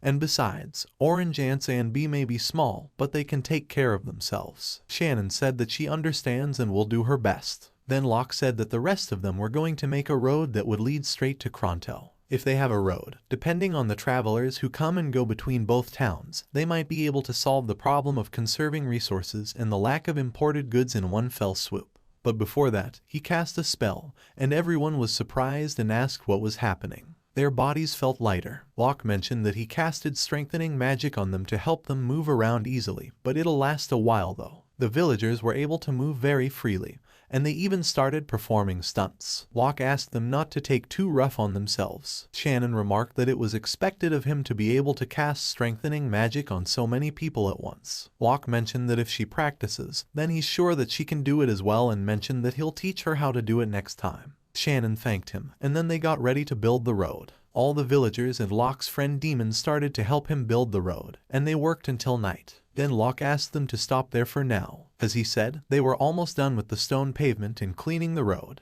At that rate, they might be able to finish the road by tomorrow. He considered that it's thanks to Lucky's magic that they can build the road itself. Then the scene shifted at the mini monster garden as Locke was looking at the map. Shannon asked, "Isn't he asleep?" Locke replied that he was planning what they have to do tomorrow and suggested that she can get some sleep first. He said that he's sure that she worked much harder than the others and she should get some rest. Shannon denied, asking how she can rest while her master continues to work. Locke refused her to call him a master, saying that he did not consider her his slave at all. Hearing that, Shannon commented that he's a very kind person and said that she was very glad to meet him. After some time, for the time being, Locke said that they'll have the villagers collect the cabbage tomorrow, and then they'd think about selling some items at the capital the day after tomorrow. He said that it seems that there's a shortage of cabbages in the capital, and he's sure that all cabbages will be sold off rather quickly. Also, he mentioned that it's not like he had forgotten about the quest that the guild had given and wondered that he's sure that they will win. But how they win is also important. Then, Shannon got on the table and fell asleep, saying that Locke is amazing. As she was in a deep sleep, Locke cast his clean spell and cleaned her. He thanked her for today. The scenes open at the mini monster garden, where everyone was asleep, including the gargoyle, ants, and the bird. As he visited the chamber and was about to enter it, he turned around and saw Lucky sitting there. He asked him if he was still awake. Lucky nodded and inquired about what they were catching that day. Locke replied that it would be the rainbow dragonflies, as it was easier to catch them at night. Lucky asked him about the goblins. He replied that as long as Lucky was there in the village, the goblins would not attack. Even if they were to leave, there would be adventurers who would come and subjugate them. Lucky seemed confused for a bit and then nodded in agreement. At the very next moment, Lucky asked Locke to begin with the task, and he nodded to it. In the next scene, they were seen catching the flies using their respective nets. It was morning already, and as Locke woke up, he heard a clang downstairs. He then contemplated that it must be Shannon. As he was walking down the staircase, he pondered that she always woke up early every morning to prepare breakfast for them, and somehow it made him happy. As he reached the kitchen, he extended his thanks to Shannon and asked her if she needed any help. Suddenly, he saw the gargoyle there, wearing an apron. He greeted Locke and stated that the food was almost ready, and it was just a matter of a couple of minutes. Locke was completely stunned and screamed out that it was not her, and it was not right too. He then clarified that he did not mean it that way. The gargoyle inquired about what was wrong and if he had a nightmare. Locke flustered, stating that it was fine, and asked him if he could help with anything. The goblin asked to leave everything to him, as back when he worked at the demon lord's castle, he was often tasked to prepare everyone's meals by himself. Locke replied that it was great. Just then, Shannon arrived, greeted him, and apologized for falling asleep the previous night. Locke asked her not to worry about it and if she was going out to train, as she replied positively and disclosed that she was going to prepare breakfast. But the gargoyle told her to leave the breakfast to her. Locke was not that pleased and pondered that he was grateful, but something felt off about that. Shannon then asked him if he was not tired, as last night he went out to catch some rainbow dragonflies by himself. He was astonished to hear that and asked if she was not asleep, clarifying that he was with Lucky when they went to catch those dragonflies. Shannon was annoyed and screamed out that it's not that, and she wanted to be useful to him. He thanked her for that and suggested she go for the next time. She asked for a promise, and Locke agreed. Just then, the gargoyle notified that the breakfast was ready, making both happy. It was the second day in the afternoon, and the carriage rider was clarifying that they would sell cabbages in the market, and then deliver the rainbow dragonfly's wings to the guild. Locke agreed to it and advised him to take care out there. As the carriage moved away, he pondered that since they were able to clean the road by afternoon that day, he supposed that there was enough time to sell some of the goods at the market. He further contemplated that he would teach them how to catch more of those rainbow dragonflies later, as if they plow the deserted farmland and use it to grow cabbages, it could be used to solve the problems regarding the food supply. It was nighttime, and the road was complete. Everyone was joyful and was screaming out that they did it. Locke approached the ants and praised them for their good job, as they did an excellent job by setting the stone pavements, such that they would put some of the craftsmen to shame. The ants were happy as their papa praised them. Unbeknownst to them, a villager approached them and extended her thanks to the ants and disclosed that she thought that all monsters were scary, but Patra was such a good girl. The village chief extended his thanks to Locke and stated that he had never thought that the road to the capital would be completed in just 2 days. He further stated that Locke did so much for them and inquired if it was okay for him to just receive 10% of their profits. Locke stated that it was okay and requested him to send the funds through the guild for him. The chief thanked him again and assured him that every payment would be punctually settled. Afterwards, right before dawn, they split themselves and retrieved the ogre's egg, as well as the green emerald that the green frogs possess. He further stated that they were not able to find any wyverns, but they can worry more about that the next day. Locke contemplated that it was just it, but right then he got a feeling that Isaac's party would arrive at their destination earlier than predicted and the problem that would entail afterward. Chapter 12. The scenes open at the mini monster garden. Locke was stretching and getting ready. He commanded everyone to do their best that day as well. Suddenly, a bird arrived out of nowhere and sat on his shoulders. He patted it, called it a friendly bird, and inquired since when there was a chick in the mini garden. The ant reached him and clarified that the chick was a sky bird. He was stunned. He then asked her if the sky bird was not a lot bigger than that. She disclosed that when they were sorting the monster's materials, they found something that looked like a rare item, and when the sky bird somehow ate it, it turned like that. He expressed concern, stating that if something like that happened, they must find a way to turn him back. The sky bird was happy hearing that. Just then, he exclaimed that it was fine. The sky bird was completely blanked. Locke stated that it would turn back to normal eventually. Just then, Locke covered his nose and wondered what that smell was about. As he turned, he saw that it was from Lucky. Lucky said that if he did, he could not really tell. Locke asked him when the last time was he took a bath. Locke turned away and stated that it might be yesterday.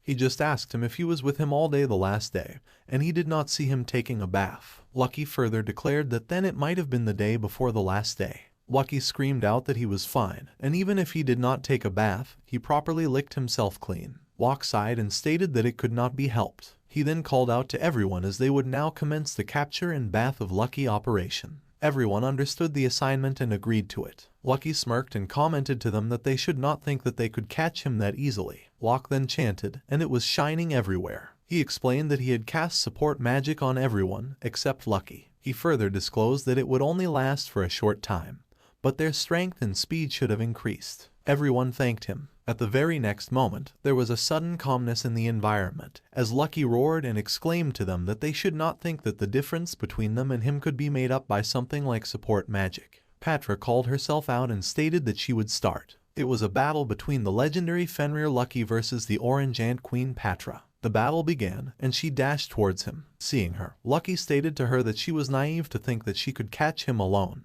Patra breathed in and spitted out a web-like material. It caught Lucky off guard, however, he was able to dodge it with ease. He smirked and exclaimed that he already told her that her alone attack would not get him. Just then she called out for everyone, and everyone jumped towards Lucky, and he identified that it was an ambush. All the orange ants together spitted out the web and attacked to capture his legs. They all pulled it at once, and at the very next moment, Lucky was on the floor. Ants were happy and exclaiming to Locke that they did it. Locke patted her and exclaimed that it was great, making him drop his guard down by pretending to be alone. She chuckled. When he was instructing Lucky to behave, the scenes changed, and Lucky was on his feet, having managed to bind all the ants in their own nets. Lucky then smirked and stated that they did well to stop his movements, but they do not have enough magic power to hold him down. The result was that the ants had lost the battle, and were calling out that Lucky was so strong. A while later, the gargoyle introduced himself and commented that he would be the next one to challenge him. It was time for the next match, a battle between the proud sacred beast Lucky versus the former member of the Demon Lord's elite unit Gargoyle. Lucky asked him if he really thought that he could win. Gargoyle stated that he was being underestimated, and even if he might be a weak one, he was still a gargoyle. He further stated that he had the knowledge he collected after living 100 years and the power of Locke's support magic. He raised his hand and warned him of his attack. The next scene clarified that Gargoyle had been slapped and had lost the battle instantly. Locke was completely stunned by it. Lucky then inquired about who was next. Shannon called herself out and asked if he would allow her to spar with him. It was time for the battle of Not a Dog Fenrir versus the elf who was blessed by the master, that is Shannon. It seemed interesting to Lucky, and he asked her to come at him with her awl. She understood it and warned him that she was coming. She rushed at him with a swing at him with her sword. He dodged the attack and exclaimed that at that rate, she would not even graze him. She was not pleased at it and started attacking him with continuous strikes of her sword. Lucky was impressed, but at the same time was dodging the attacks with ease. He exclaimed that she was not bad, but she would not hit him with a sloppy attack like that. She agreed to it. She kept attacking him, and Lucky was stunned and wondered if her accuracy suddenly increased. It was a bang, as Lucky was ambushed by his surroundings, and he wondered when she did that. She pointed her sword at him and asked Lucky to be a good boy and get in the bath. She was stunned the next moment. The tail with a pointing sharp end was at the neck of Shannon. Lucky expressed that if she moved, she would lose her head. Shannon sighed and after a pause expressed that it was no use, she surrendered. The result was that she lost. Lucky exclaimed to her that those were some pretty good moves, and it seemed that her daily training was paying off. She was pleased and extended her thanks to him. Locke then expressed that it was time for the main course, a battle between the dog that just wanted to play Lucky versus the guy that really wanted Lucky to take a bath. Lucky was staring at him with demonic eyes, stating that the warm-up was over and asked him to come at him with full strength. Locke took out his knives and went on his guard. The very next moment, Lucky sniffed something and wondered what that sweet smell was. On a closer look, it was the sky bird, holding a flower in its beak. Lucky was feeling dizzy, and a short while later, he was completely asleep. Locke was stunned and later identified that it was a sleeping flower. He then thanked the sky bird for that. He further asked everyone to wash Lucky together. Everyone agreed. The scenes changed, and it was the same day near the New Leaf dungeon, and the carriage was on the way. Isaac was annoyed and asked if they were not there yet. Kara asked him to be quiet, and Emmy took a pause. Isaac then cursed Locke and stated that he would make him regret betraying them. Emmy clarified that they were the ones who betrayed him first. Hearing this, Isaac asked her to shut up. He then contemplated who cares about that luggage carrier, as he fought on the front lines and won to rise up to S rank. But he could not believe that someone called them at best C rank adventurers. He clenched his fist and stated that he would not accept it, no matter what. He was annoyed as hell and exclaimed that he would win and prove it to everyone. Kara sighed and further declared that she was just saying, but she would not help collect the oregano eggs. Emmy apologized and expressed that the dragonflies were little. She was then interrupted by Isaac that he already knew it. Emmy further stated that they did not need to collect everything for the request this time, and wyverns were the main goal anyway, so it was fine. Kara then exclaimed that he had been wondering for a while then, but why was he so full of himself? Isaac sighed and clarified that he did not want to hear that from her. She further quarreled with him, stating that he accepts requests without even confirming the details and then adds them to the party without discussing things. He was the worst. She further stated that he just knew that she and Emmy were helping him because they had no choice at that time. But they were leaving the party after it was over. Isaac stated to them to do whatever they want, and in exchange, he would be giving orders while they were on that request. They had reached the destination, and the driver informed him about the same. He extended his thanks to him and handed him the money, instructing to keep the change. The man turned at him with a pale face and told him that was not enough, and clarified that he brought him way too close to the dungeon than he usually took people. He further stated that if he did not pay him more, it would not be worth his time. Hearing this, he banged coins at his carriage and asked him if that much should be fine. The driver thanked him and went away. Isaac was pissed and exclaimed that everyone was making a fool out of him. He then switched his attention to the New Leaf dungeon, and 4 days were left until the request's due date. They were all ready to get in. The scene switched to elsewhere at the same moment, where Lucky had been washed up, and everyone was petting Lucky. Chapter 13. It was the New Leaf dungeon, and Isaac clarified that they were only going for the wyverns deep inside the dungeon. They all walked inside, carrying their respective weapons. Soon, they encountered a demon, and Isaac stated that they would collect the other items on the way back if they had time. Kara was scared, and Emmy took a pause. Isaac asked for a response at least. As they walked, he felt that something was kind of weird, as the rainbow dragonflies and green frogs were nowhere to be seen. He further stated that there were oranges, but he could not find their eggs, and wondered how on earth they were supposed to collect the items needed for the contest. He contemplated that the guild might be trying their best to set them up, putting up requirements without knowing the current situations. If that was the case, then the guild was clearly at fault, and he would pursue that problem when they returned. Just then, he heard a rustling sound, and a goblin rushed at him out of nowhere to attack with its weapon. Isaac sliced it in two instantly. He got annoyed and stated that the guild personnel were too irresponsible for not informing them about the presence of goblins. He was stunned as he saw the goblin knight standing there, holding a big sword and surrounded by fellow goblins. Isaac went on guard immediately, stating that even the high-leveled ones had appeared, and inquired if that place had totally become their nest. They were surrounded by goblins. Isaac rushed at the goblin knight, screaming for them to go to hell. However, his attack was easily dodged by the goblin knight. He was astonished. The goblin knight then turned and attacked him with all its might, but Isaac managed to block the attack. As he struggled against the knight, he remembered being told that without Locke's divine protection, they were just C-ranked. He pondered that there was no way he could lose to that small fry. Suddenly, the goblin knight was attacked with a fire spear from behind, and Isaac was astonished. The knight was burning on the ground, and Emmy asked if he was okay. Isaac was not pleased and clarified that he was okay, and he could have defeated that small fry by himself. Kara mocked him, stating that yet he seemed to be having a relatively tough battle. He smirked in response. The battle was not over yet, as they were still surrounded by the fellow goblins. Emmy asked him to put that aside so they could focus on the goblins. The scene changed, and every goblin was on the floor. Isaac inquired if it was over and stated that it looked like the goblin knight was the boss, so it should be okay. He turned back and instructed them to go on, as they had to defeat the wyverns and return to the guild. They both nodded in agreement. A cliff was there, loaded with lots of dragons, and they were roaring. They hid behind the bushes, and Isaac stated that there were quite a lot of them. He then moved to them for the plan, expressing to Emmy that he would charge in and draw their attention, while she used magic to pierce the wings of the wyverns, and he would finish them off when they fell down. He instructed them to firstly aim for those wyverns which were further away from the group. Emmy nodded in agreement. Isaac grabbed his sword and rushed towards the wyverns. He tried to slash them with his sword, but they dodged the attack with ease. Isaac asked Emmy for her attack. She raised her weapon, chanted a spell, and attacked them with a fire arrow. It was a direct hit, taking both of them down to the ground. Isaac went on guard and rushed to slash them with his sword. The demons were down, and he asked them to move to the next one. As he turned back, he saw a wyvern flapping its wings, and then he wondered if there was one more. It attacked both of them with its tail, and the next moment, both of them were on the ground. Isaac dashed towards them, asking if they were okay. Kara was pissed off, and exclaimed to him that he should look out for them on the sidelines as Locke was able to protect them properly. Isaac was astonished at that statement. He exclaimed that it had nothing to do with Locke, and besides, he did not know there was another wyvern.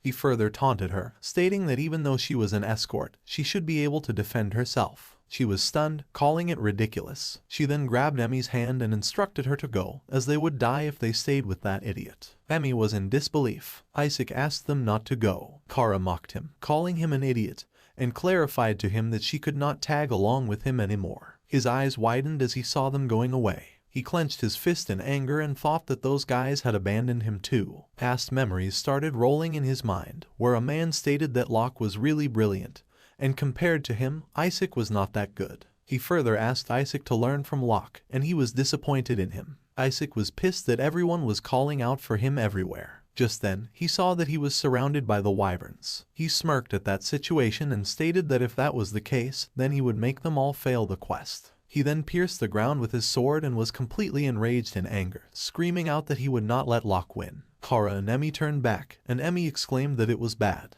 He called out the attack as Grand Cross. The attack was too shiny, reaching up to the skies, forming a cross. It was so large that it could be seen by Locke standing in the village. Seeing that, Locke identified that it was Isaac and others. He then asked Shannon to accompany him. She agreed. He then instructed that aside from Shannon, everyone else should continue with their work in the village. They all agreed to it. He then called out that he was counting on Lucky, and Lucky nodded to it. As soon as all three of them reached the dungeon, it was all smoke out there. Locke clarified that the smoke was immense. A shadow appeared there, and some people were coming out of the dungeon, coughing. It was Isaac, Emmy, and Kara. Isaac called out that it serves right for him, as all the wyverns and materials have turned to dust. Shannon clarified that they would not be able to complete the quest. Locke smirked and stated that he had never thought that Isaac would do something like that. Just then, Shannon exclaimed to him that if that was the case, then they should return to the royal capital to buy the material and deliver them to the guild. She further said that it might be a bit unfair, but it was important not to lose,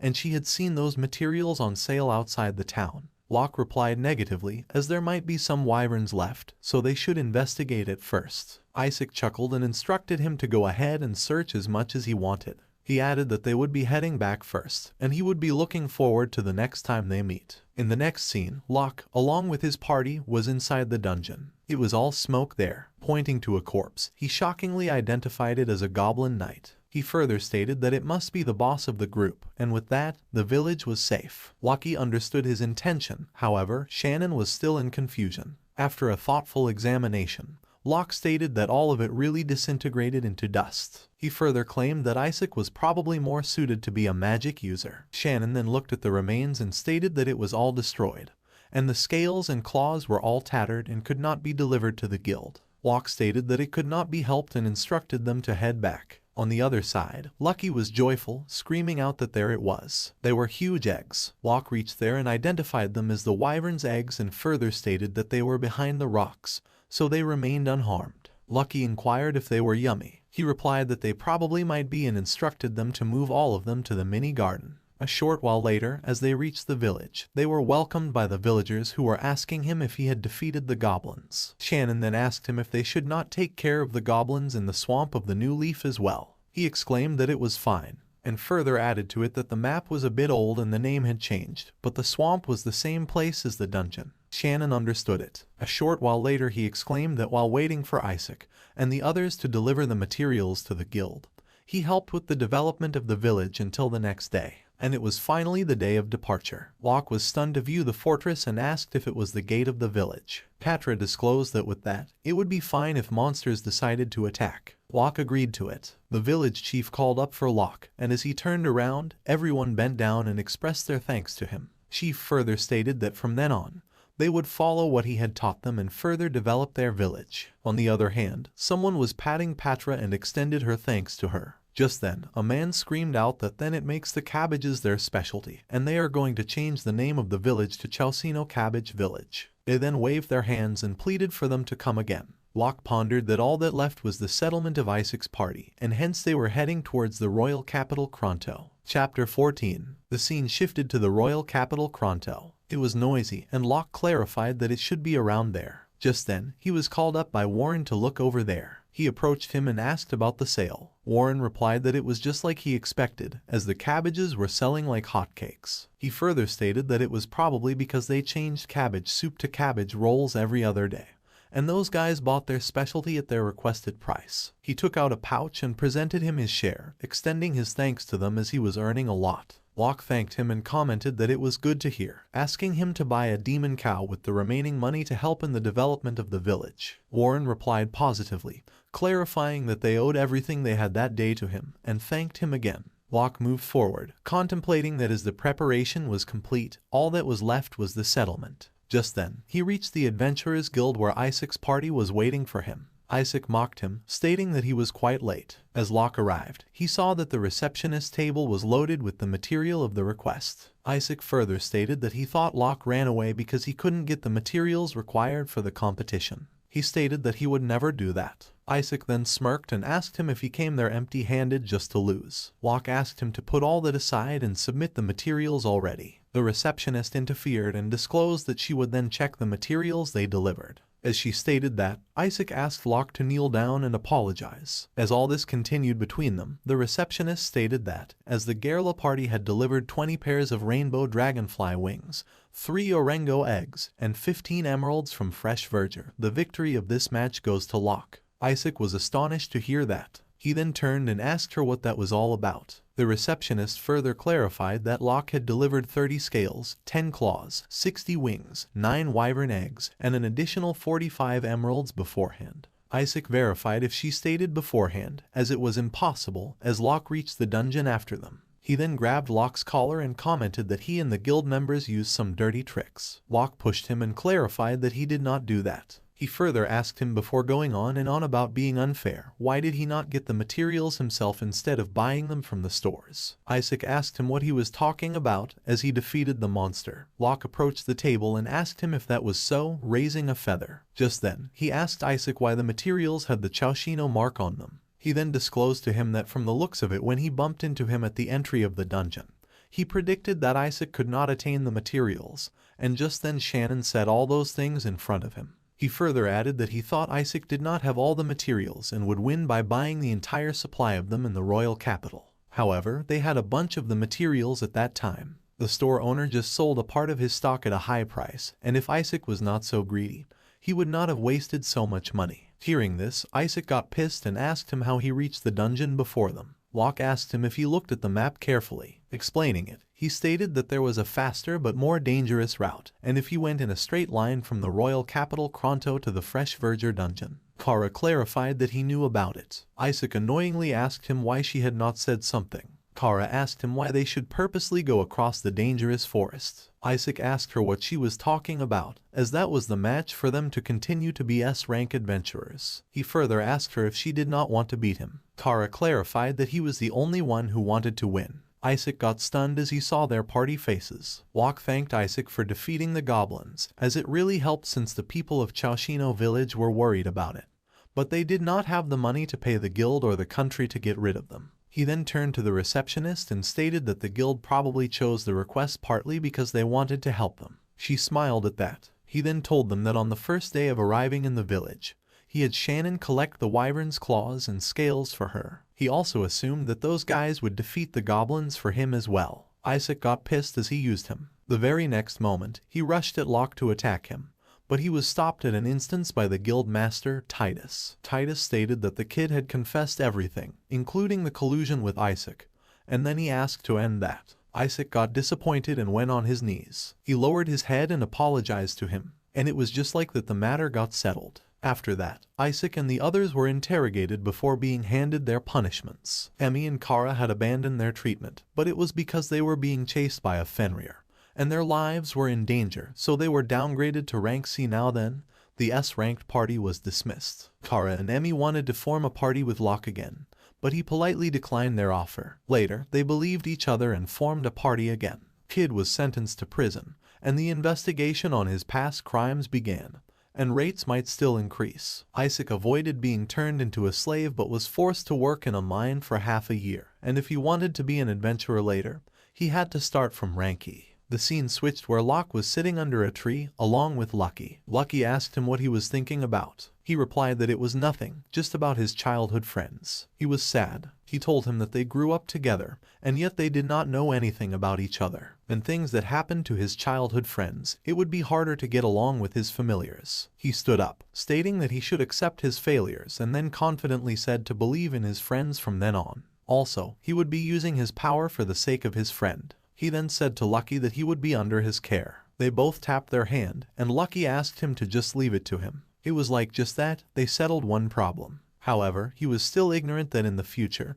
he would be involved in a matter, and it concerns the royal capital. Chapter 15. The scene shifted, where the adventurers were facing the ogres. It was a huge monster, and the adventurers were wondering why there were ogres in the royal capital. One of the ogres attacked the adventurers with his fist. They all fell on the ground, injured, and concluded that it was bad. If it continued, the ogres would destroy the royal capital. Someone asked them to hold them until the knights arrived. Adventurer got pissed and concluded that if they came, they would only snatch their achievements. Just then, an ogre got behind the monsters and was about to attack fiercely. His attack was blocked luckily as he grabbed his hand. Adventurers were stunned to see Locke. He apologized and stated that his other errands held him up. Adventurer told him that they would leave it to them and advised him to work hard to make up for his delay. He agreed to it and asked them to leave it to him. Others called out, exclaiming that he was there, so it was the time to counterattack. Ogres attacked him, and Locke was found off guard. Just then, an attack raised there which was a flame spear, a direct attack. It pierced the chest of the ogre. It was Emmy, and she advised Locke to not lower down his guard. He thanked her for it. He then asked Patra to take over the command.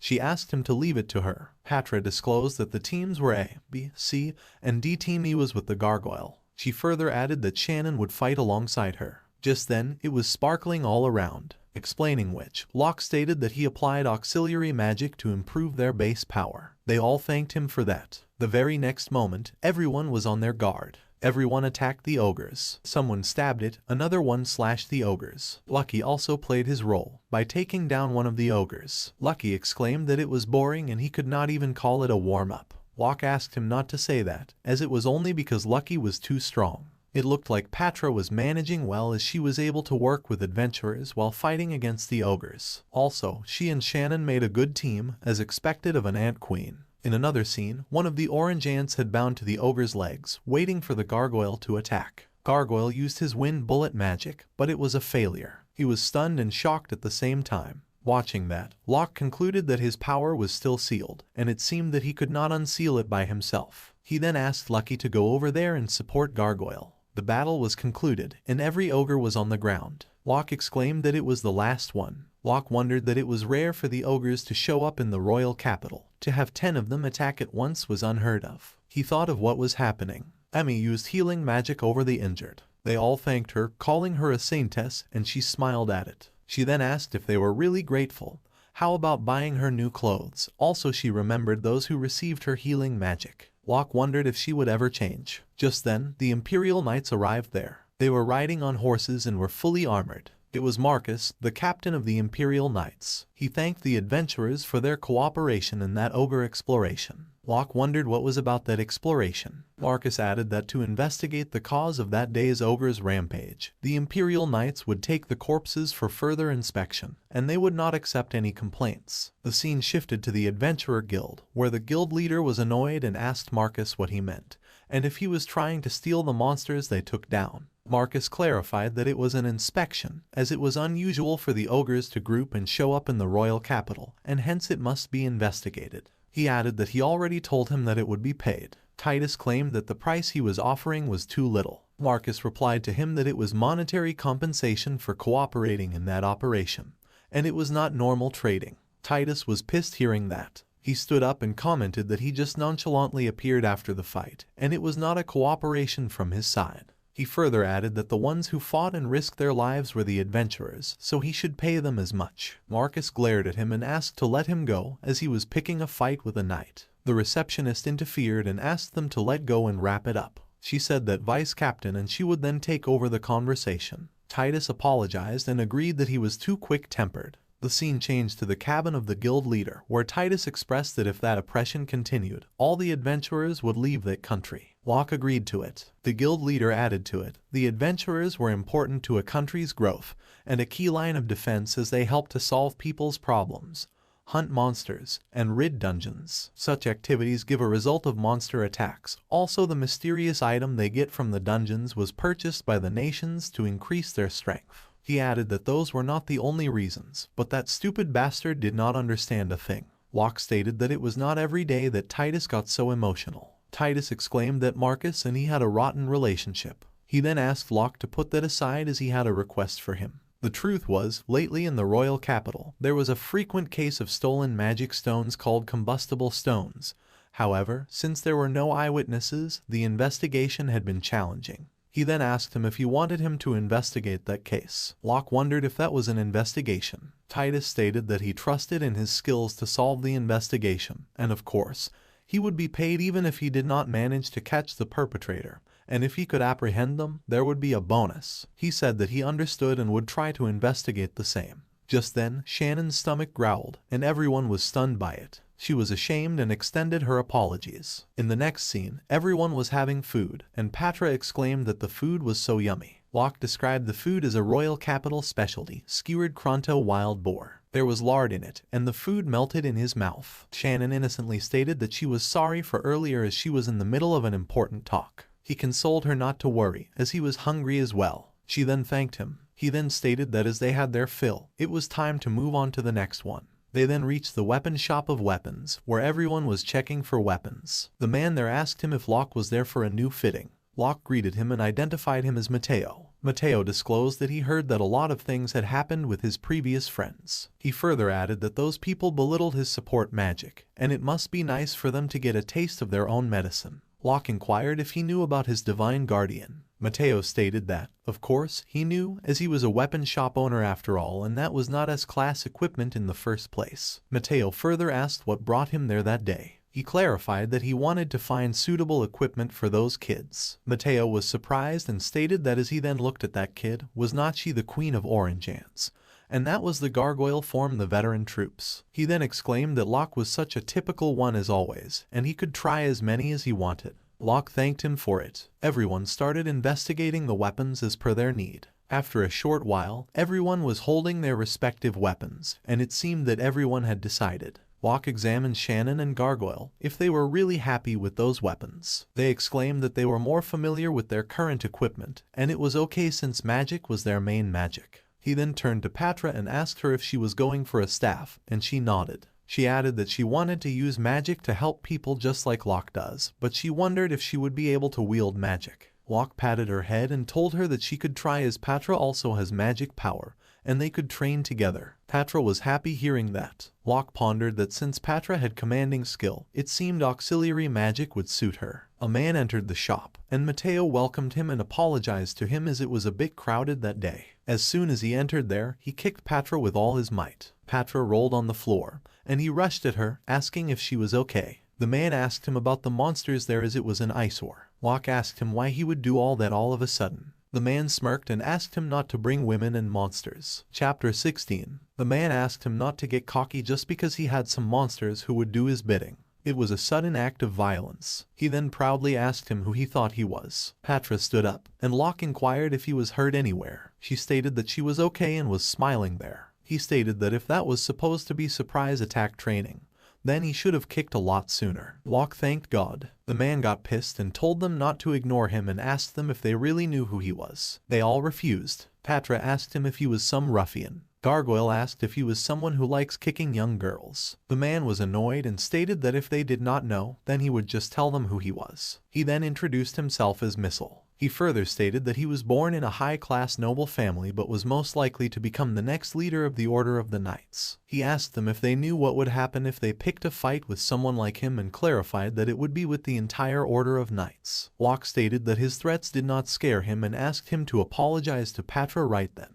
Missile asked Shannon, calling her an elf, to tell the cocky beast guy off for him. He clarified that as an elf who had lived for so many years, she understood very well what would happen when someone picks a fight with the Order of the Night. She was not pleased hearing that and asked him what he just stated. Missile smirked at her, asking if he did hurt her feelings as it was only natural that elves who live within human settlement outside Elf Village were no different than old hags. He added that she did not have to fret over it, as she did not have to sweat over the small stuff even though she was an old hag. Locke and Gargoyle were perplexed hearing that. Shannon got pissed and stated that he was wrong, and she could not forgive him for calling Locke some beast guy. She took out her sword and pointed it towards him. Shannon stated that he was the pest who could not even understand words, and she was going to teach him some manners right there, and then. Just then, Marcus entered the shop and stood at the back of Missile, and Missile stated that she was going to regret that. He turned at Marcus. However, Marcus was not pleased with that situation. In the next frame, Missile was seen thrashed and was extending his apologies to them.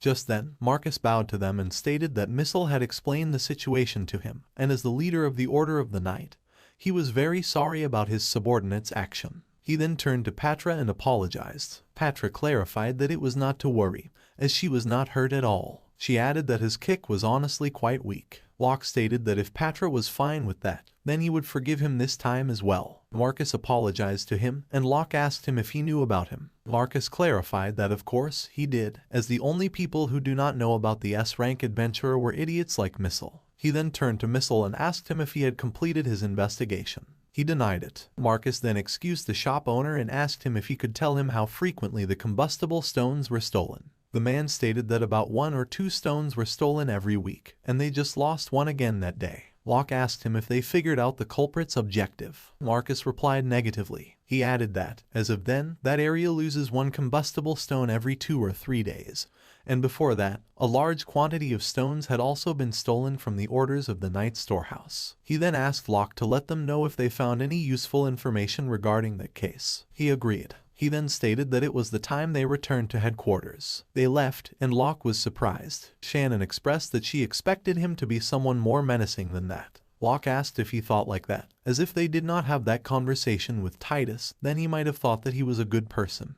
Locke then asked the shopkeeper if he could show him the location where all the combustible stones were stolen from. The man agreed to it and asked him to come that way. They then entered a chamber, weapons were placed there, and a box was also there. The man exclaimed by pointing to a table that was originally placed on that work table. Locke, looking at the surroundings, pondered that there were 2 entrances, and he guessed it was possible for the thief to enter the room without the store owner noticing. He then wondered why the thief would take the trouble just to steal 1 combustible stone, as if the thief intended to sell the stone off to make money, then it would have been more profitable to steal the more expensive weapon in that room. He wondered what their objective could be to steal those stones. Locke then asked the shopkeeper where he kept the other combustible stones. He showed him the chest and clarified that the chest was tightly locked shut, and none of the stones in the chest had been stolen before. Locke understood and pondered that he could not make any guesses based on the information they have so far. He then asked Matteo if he could summon one of his familiars there, and if he was okay with that as he was kind of tough. Matteo clarified that it was not a problem. He then raised his hand and asked Lucky to come out. Lucky emerged and was perplexed as it was congested. Lucky then asked him why he would summon him inside such a narrow space. Locke apologized. Matteo was perplexed and stated that he had heard the rumors about it, but it was really Fenrir. Lucky smiled.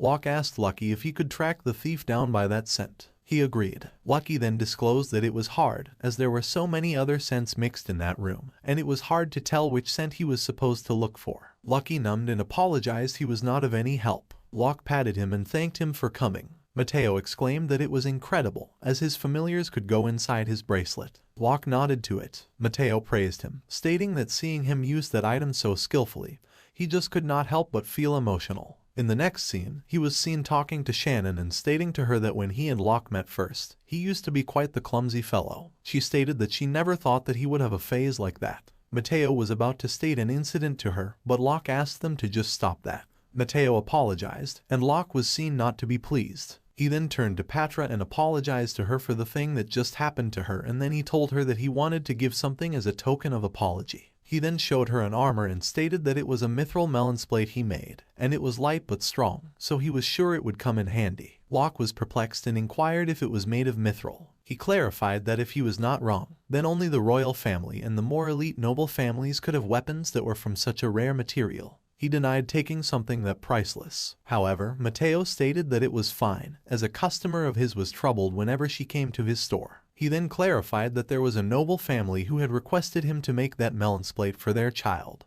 but that child contracted a serious illness and could no longer use that melon's plate anymore. He then added that the noble family left the disposal of the melon's plate to him, but he could not stand having to destroy something he worked so hard to make. He chuckled and told them that he would appreciate it very much if they could put that thing to good use. Locke was perplexed and stated that they would take that if it was okay with him. Matteo called it great and asked him to come back after a few days, as he needed to make some adjustments to that first. It was the next day, and the ants were seen facing the Great Bear all by themselves. They were happy, holding their weapons. One of the orange ants attacked the Great Bear and took it down. Locke was stunned by it, and wondered that there was no way, as a single hit took down the Great Bear, as it was a B-rank monster. All of them were seen taking down the Great Bears at an ease. Locke wondered about its amazing ability, as all of them had pretty much mastered their weapons in one day. He thought that they mainly fought with their bare hands. He never expected their combat ability to increase by that much just by holding a weapon. He then smiled and clarified that honestly,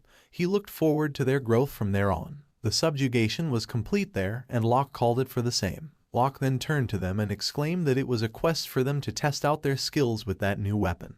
But he guessed that they had no problem at all. Just then he was called by one of the orange ants. He bent and asked her if she was hurt. She shook her head, and just then he was called by Patra. She was asking him for admiration. He then patted her and stated that she was amazing. Patra was happy there, and soon all orange ants demanded the same. He asked them to come one by one. All of them were flustering, and Locke exclaimed that it looked like they were satisfied. Just then, he heard a voice that the sacred beast Wyvern was about to be born, and if he wanted to befriend him. Locke was perplexed and wondered if it was the sacred beast. Chapter 17. The scenes shifted where the eggs were cracking down, and new baby wyverns were emerging out of it. It was the birth of new friends. Everyone was happy about their hatching. Locke then thanked the skybird for taking care of the eggs and stated that who would have thought that eggs they got from that time would hatch so soon. He then saw Lucky and stated that Lucky was a little surprised, though. A sound emerged and clarified that he had befriended the holy beast, Wyvern, and now he can upgrade 3 locations or facilities. Several options emerged in front of him, and he wondered about the hot springs. He then added about the banana tree and a mine.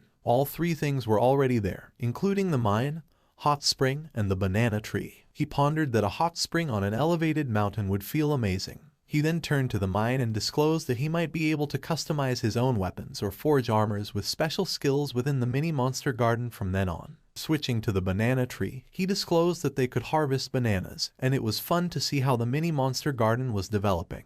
Locke then asked Shannon to go back to the guild to give them the report on the completion of the quest to subjugate the huge boars. Shannon agreed. Shannon and Locke were riding onto Lucky. He exclaimed that he was going to cook some huge boar meat tonight and then sell the unused meat at the market. When they were discussing it, Lucky suddenly stopped there, and Locke inquired about what was wrong. Lucky turned and saw something far. Lucky asked them to go and check it out, as it could be a ghost. As they reached there, Locke wondered where the ball of fire disappeared. Lucky called it too bad. Shannon was holding Locke, and he saw him trembling there. She apologized and explained that she was not that good with ghosts. He patted him there, and she was totally flustering. He consoled her, stating that she got Lucky and him there with her, and if that was too much for her to handle, she could always wait inside the mini monster garden. She agreed to it and was flustered from the patting. The tomb describes that the great sage Dalmort rests there. Locke got perplexed reading that. He then described that Dalmort was often referred to as the great sage. According to the legends, she contributed greatly to the country's development. He added that she was stunningly beautiful yet also kind, as she possessed incredible knowledge and wisdom. Also, for the sake of that country, she went to the demon lord's castle alone and made the demons sign a ceasefire agreement. He concluded that the peace they had then was all thanks to her noble actions. Shannon called her an incredible person. Locke clarified that it was just a legend, and they never know if she was a person like what the legend told them. Then he added that the sun had begun to set, so instructed them to return to the guild. Lucky agreed to it. They reached the Adventurer Guild, and someone was asking if he was saying that there was some problem with his quest. It was Missile. The receptionist clarified that just as she has said earlier, the problem lies in the quest details, and she cannot say for certain if any adventurer would be willing to complete the quest for the reward being offered. And that was why she said that she cannot give a definite answer. Locke interfered and asked what was going on. Missile asked him if he was the beast tamer from the last day, and he was just there at the right time. Missile then asked him to accept that request for him. Locke wondered about that quest and read it as a number of used combustible stones had been found in the sewers, and it was looking for someone to go clean and investigate the sewers. He was shocked to read that the rewards were 30 gold coins. He then screamed at Missile if what the heck was that, as he was pretty much asking the adventurers to volunteer for him at that point as the reward was too little. Missile replied that it didn't matter and clarified that he expected the quest that he, as a noble, and the next to be a holy knight commander, provided to be accepted regardless, and Locke shall consider it an honor. Missile then turned to the receptionist, stating that the guild pretty much exists to help the Knights Order with their miscellaneous errands in the first place, and a lot of them should stop complaining and ask them to just approve the quest already. He then called the receptionist a useless and ugly woman. She smirked there and asked him if he called her ugly. He nodded to it. Her eyes turned scary, and she looked at him and asked him who he thought he was calling ugly. Missile was completely scared, and she smiled. He exclaimed that he understood that he should paste it on the bulletin board for them. She started to just do whatever he wanted. Missile then ran away. Locke then asked her if she was okay. She exclaimed that continuing to quarrel any further would only cause a problem for the others, and she guessed that all she could do was just to learn from his experience. The receptionist then smirked and clarified that Missile was definitely trying to insult the guild.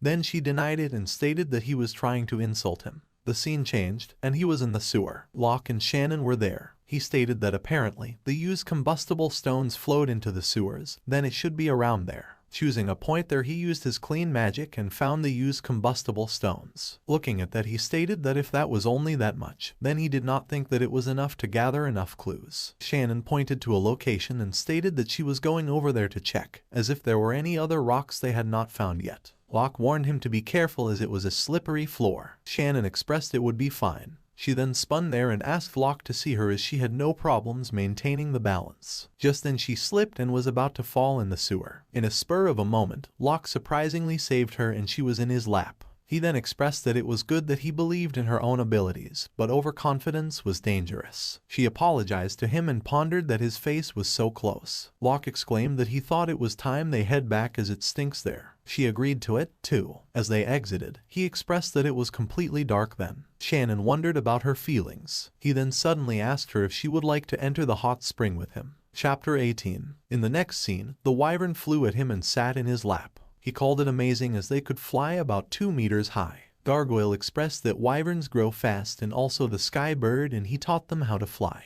Locke curiously asked him if he could fly. Gargoyle nodded to it and expressed that those wings of his were not decorative. He added to it that he could even fly with the 2 of them on his back. Locke wondered if that was so and asked him then if he could fly around the outskirts of the capital. Gargoyle agreed to it. Shannon was confused, and Locke inquired about her. Shannon screamed that he would go too. Locke asked them to go on. After a short while later, they were flying, and Locke expressed that Gargoyle was amazing as he was really carrying them. Gargoyle stated it was not that much and asked Shannon if she was okay. She nodded to it. She was completely stunned. The royal capital was glittering, very beautiful. Locke expressed that it was beautiful, and Shannon expressed that it was just like a carpet of light. He then thanked Gargoyle a lot. Gargoyle expressed that he was happy that he was able to be useful, as he could not help out much in a fight after all. Locke asked him not to worry about fighting as he was already great help with cooking and laundering, and also just being able to fly like that was already a great skill. Gargoyle cried and extended his thanks to him. Locke then told him if it was possible, he thought that he could undo his seal too. Gargoyle thanked him again and worriedly stated that if he undid his seal, then he did not think he could remain himself afterwards. Locke asked him to fly when the wyverns grow bigger. He agreed. He then stated that he hoped to have a familiar that could fly while carrying Lucky around.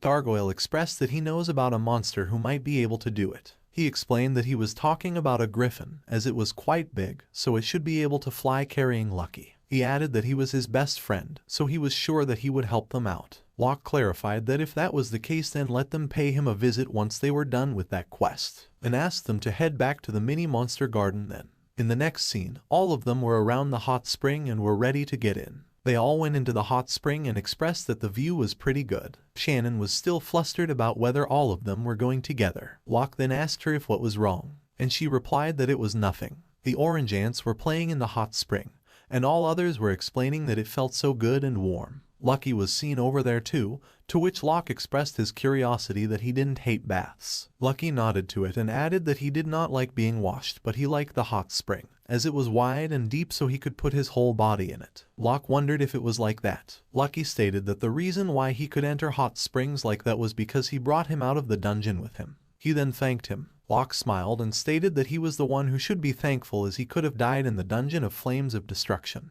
They both took their hands out and patted each other. This was seen by everyone, and all of them were happy. The next day when they were at the weapon shop, Patra expressed that it fits her perfectly. Locke agreed to it and she smiled. He then thanked Mateo. Mateo asked him not to mention it and added that he also took the opportunity to forge some armor for the ant, and if those guys would try them out while they were there. Locke stated that he did not have to, but the ants were happy. Mateo expressed that it was just that he did not get many opportunities to make armor for kids, so he was just having fun at it. Then asked Locke not to worry about it and just take them as he did not use that material too. The ants were enthusiastic. He expressed that it should be enough, however, Mateo stated that he was not accepting any payment. Locke replied negatively and stated that it was not for the equipment but an expression of his attitude. He added that if he still did not wish to accept it, he could reserve it for when a penniless adventurer comes, or if for any reason a kid who wants an armor set does please make their equipment without charging them. Mateo apologized to him and stated that it felt like he was the one worrying over him. Locke replied not to worry, as recently he quit some so-called S-rank party, and that was the money he got after leaving. Mateo took the pouch and exclaimed that then he would keep that money in a different place. As he went there, Mateo screamed out for Locke to come there. Locke reached at the point and asked him if what was wrong. Mateo stated that just then the combustible stones were stolen. Locke was perplexed hearing that. Mateo described that he saw some blue light leaving the window. He called out for Lucky and asked him to follow the scent. He sniffed and exclaimed that the scent was still quite strong and he could track that guy down. Locke declared to other than Lucky everyone should wait inside the mini monster garden, and he would girl when he needed their help. Everyone agreed to it. The very next moment Locke was riding over Lucky and Lucky was following the scent. He pondered that they did it without anyone noticing, wondering if in the world it could be. Lucky expressed that they had reached their destination. It was the same tomb they had earlier visited. Locke clarified that it was Dalmort's tomb, and then asked Lucky if he was sure that it was there. Lucky stated that the scent was cut off on the back of that tomb. Locke inquired and inspected around the tomb and expressed that nothing on it looked suspicious. He then contemplated that even if the stones were stolen by a ghost, just then the skybird was there holding something in its beak again.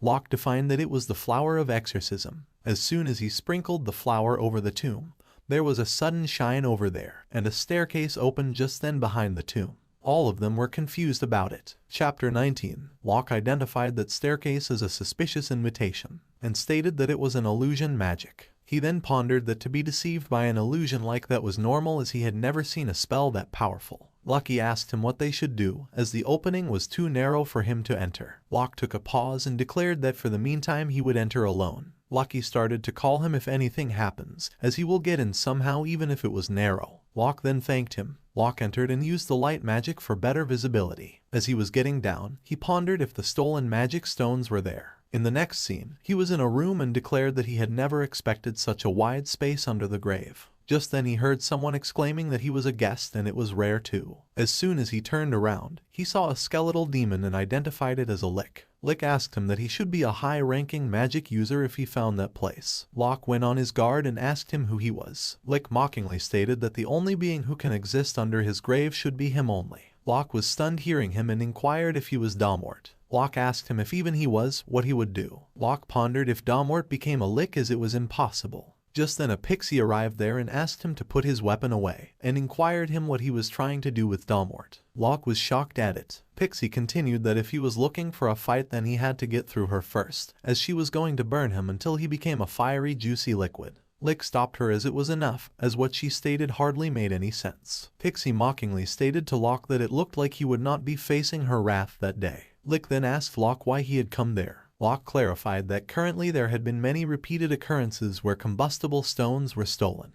and he had come there to investigate further on those stolen stones. He added that they followed the thief's scent and it brought them there, but he had no idea who the thief might be. Hearing that, Pixie was sweating and gulped. Locke noticed it, and Lick inquired, calling her Lala, if she did it. She was shivering and exclaimed that she was sorry. She added that she could not find any in the dungeon, so she did that. Lick asked her if he had not already told her not to cause trouble for others. She screamed out that without those combustible stones, Dalmort would be. As she was about to complete, she was interrupted, and Locke asked him if there was some kind of reason behind that. Lick stated that it was not a big deal, as without the combustible stones, her life would just burn out. Locke was stunned hearing that. Switching to the flashback, Lick exclaimed that she wondered how much time had passed since that time. She was sitting on the throne and was identified as the great sage, or rather heavy drinker, Dalmort. She was telling them to bring more sake, as there was hardly any. It was a competition there, where the contestant in front of her exclaimed that he could not drink anymore. Dalmort mocked him, stating that he could not even handle that much, and asked him if he was really a demon lord. She then declared that it was her win, and as per the promise, he would bring a stop to the war. The demon lord clarified that it was not like those demons wanted to start a war in the first place. He added that the humans cut down all the trees in the hills and fields, and there was not enough food left for the monsters, so he was just taking some of the land back. He then sighed and explained that they were the demons and did not know any methods of growing their own food. She replied to him that she would teach him how to grow their own food and asked him if he would stop the war then. She then disclosed that there was an abundance of food, as once the monsters' stomachs were filled, their hearts were completely satisfied as well. Afterwards, the war came to an end. She used that opportunity to devote herself to her research on the problem of food. She added that it was the time when she took an apprentice, and her name was Lydia. She was kind-hearted and was always smiling. She was not talented with magic, but their communication skills were unmatched, and many came to trust her. Damort, who found it hard to speak his mind without alcohol, admired her for that. As Damort was doing research, she exclaimed that with that rate of growth of crops should increase drastically. Lydia congratulated her for the same. Damort disclosed that if more food could be produced with fewer workers, then the food problem should get solved faster. Just then Lydia asked her if that was not the time to continue her research on the undead hidden treasure. Lydia added that if they could create the undead and make them work for them, then they could make them produce food semi-permanently, as the undead do not even need food, so the amount of manpower they needed would. She was interrupted in between by Damort, who told her that she would not continue her research on the undead any longer. She added that it was true that she investigated the undead extensively back then, and one can even say that she was close to completing that. But that research must never be completed at any cost. Further, she clarified that even if only theoretically such capabilities could be exploited for militaristic purposes, and so if it was completed, the balance of power of the world would definitely be significantly upset. Lydia asked her what was wrong with that. Damort was stunned. Lydia replied that the world was already at peace, and who cares if there is a food shortage problem, as they should focus on the research that would shock the world. She then expressed that just like Damort, she also wanted to accomplish something that would carve her name in history, and it was why she decided to become her apprentice. Damort expressed to her that it was enough. Lydia clenched her fist and expressed that at that rate she would even be able to become #1. There was calmness in the environment, and a short time later Lydia disappeared together with her research papers on the undead. She stated that after that she spent the rest of her life searching for Lydia, but alas, she could not find her at all. She was dead, and expressed that her search for the undead research papers and Lydia ended there, she thought. She died, but she was not dead for good. Many years passed, and her magic contained in the soil, and eventually she became an undead made of bones or lick. She clarified that she might have had limitless magical powers when she was still alive, but she had to adjust the amount of magic while making new rooms below her grave. She also cast illusion magic on the entrance. She added that then, using her own body as a test subject, she began researching the undead again. As if Lydia was able to complete the research on the undead, then she must create a countermeasure. Just then she fell on the ground and exclaimed that she could not continue for, as expected, as long as she was in that state with no magic supply, she could not support that body at all. She added that in that room there were no magical stones that she could extract either. She then lay on the ground and exclaimed that it was it then. Out of nowhere, a pixie arrived there. Damort greeted her, and she was scared that a skeleton just spoke. Damort stated that she was right and told her that it was her grave. Pixie apologized to her for entering so suddenly. Damort stated that it was okay, as that was the first time she had a guest in her grave. She then asked about her wing. Pixie got flustered and expressed to Damort that there was nothing to do with her, as it looks bad and ugly. Damort asked if that was ugly. She defined that it was because of that wing she could not fly too well, as everyone also stated that it was ugly and it was something she had to be ashamed of. Lick understood it. She then consoled Pixie that if she was ugly, then about her as if she was a skeleton. She added that rather than being ugly, her appearance was probably more startling and frightening. Also, she could not even fly, as it would be so wonderful if she could. This made Pixie fluster. Lick then introduced herself as Damort, and Pixie introduced her as Lala. They both then talked about a lot of things. Pixie asked her if Damort was not the name of the great sage. Lick clarified that she was only that great sage. Pixie laughed at her. They both then smiled and expressed to her that they were each other's first friends, and then Damort told her about the imminent death. Hearing that, Lala stated that she would bring back a magic stone, as she would not let Damort die. Returning to the present, she declared that it was why she was the thief who stole the combustible stone, and whatever Waylock planned to use as punishment, he could do that to her only. Pixie interfered and commented that she was wrong, as she stole the stones for herself. Lick stated that it was all right, and besides, she was just obeying the orders she gave to her, and that was why it was all her responsibility. Pixie stated that she was lying and called her that she didn't even know her. Pixie added that she stole the stones on a whim. Lick asked her to follow her words and she would be fine. She added to her understanding and asked her not to put her life on the line for her, as she does not have a long life to live. Pixie cried out and denied it, clarifying that she was her first friend and so she wanted her to live. They both were emotional. Locke contemplated that it was true that crimes related to magic, even if it was just theft, had a high chance of resulting in the death penalty. He added that she did have the option of just beating him and running away. Also, nevertheless, she was honest and chose to atone for her crimes. He added that two individuals with the kindness to bear the blame for each other, and there had to be something he could do for both of them. He then stated to them that both of them definitely stole from the shop in the Knight's Order. Lala clarified that she did steal from the shop but did not know anything about the Knight's Order. Locke was perplexed. He then asked her if she did not know about the huge quantities of combustible stones that were stolen from the Knight's Order. Dalmort stated that they had no knowledge of that, as Lala only brought one combustible stone back. Locke wondered what was the meaning of that, and if there was another thief. They suddenly heard a sudden boom from outside the grave. They rushed outside the grave and were completely shocked, viewing that the kingdom was on fire. Chapter 20. He then exclaimed that they were going back to the kingdom. He agreed to it. Lick called him and asked him to bring him along. As they reached the kingdom, they saw that the demons were attacking the people. The guards were asking people to escape to the western gate. The guard rushed and attacked the demon with a slash of the sword.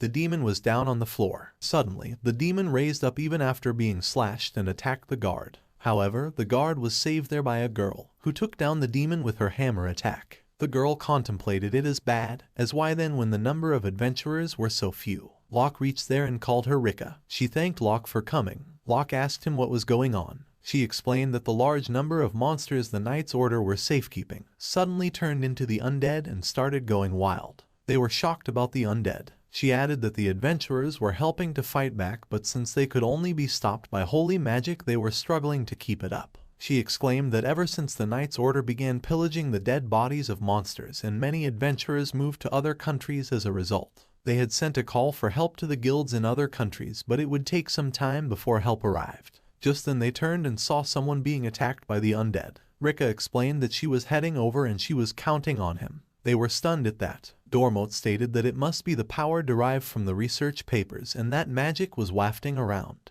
She concluded that the culprit must be Lydia. Lydia used the combustible stones as a core to power undead. She was able to complete the undead research through such a method. Dormote added that she must be the culprit behind the theft of all those combustible stones. Just then he called out on the bracelet and asked all of them to come out at once. They all agreed. Locke explained to them that they were going to subjugate the monsters while protecting the people in that city. He then asked Patra to lead with the directions. She agreed. Just then the orcs approached him from behind. Lick protected him with an attack on the Castle of Hell. They were burned at that point only. Lick stated that she would help too and Locke thanked him. He then introduced her to them as Dormote and stated that she was an ally so she did not have to be afraid. Dormote expressed that it was nice to meet them, and then asked if anyone there had any magic stones. Patra interfered when she got them. There were a lot of them. Dormote expressed that they were some high-quality magic stones and with that amount, he could envelop the entire kingdom in a barrier and eradicate all the undead. Locke was stunned hearing that, and Lick exclaimed that she needed some time to chant the spell. They all stated that it was alright as they were going to help him.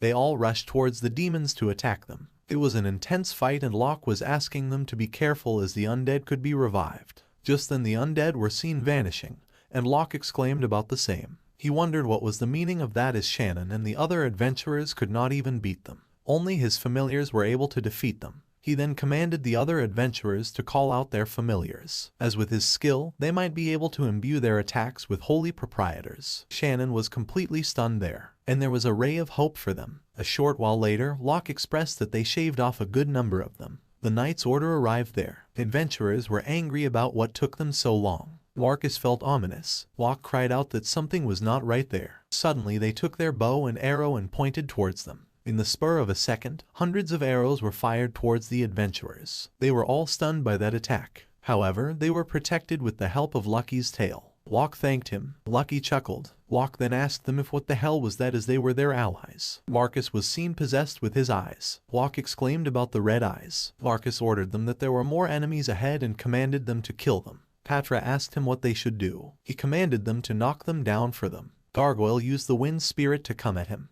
He attacked them and the attack was so fierce that it took down all of them. They all rose in the next moment. Gargoyle was frightened of how they all got up. Just then, Missile raised his sword from behind, and Locke was seen off guard. However, he was saved as someone attacked Missile. It was Patra, and she asked him to let his guard down. Locke thanked Patra. However, Missile got up in an instant and called out to Patra that it hurts. He was perplexed and asked him if they knew who they were. Missile stated that of course he does, and then asked him why the atmosphere there was a little weird. Locke pondered that his eyes looked normal and wondered if they did break his brainwash. He then thought and understood that knocking them out with magic does not work, but knocking down with blunt force does work. He then commanded everyone to just hit the knights as they might regain their consciousness if hit by a physical attack. Missile asked him what was going on. Locke explained that the capital was attacked by an army of undead and then someone brainwashed the Knight's Order afterward. He understood that. Locke asked him to just leave that place to them and he should help people to evacuate. Missile called out that he was a Knight of Order and it was his duty to fight and protect the people. He then rushed to the monsters, exclaiming that the monsters who had injured the kingdom people would face his wrath. Locke asked him to wait as he could not take them alone. Missile pondered that the small fries were worth less and he would go for the strong one instead. He attacked an ogre from behind with a slash. He smirked after the attack, and the ogre turned at him with anger. Missile got frightened at it and expressed that it barely had damage. Ogre attacked him and he fell down. However, as soon as he was going to get up, he saw that the ogre was about to attack him.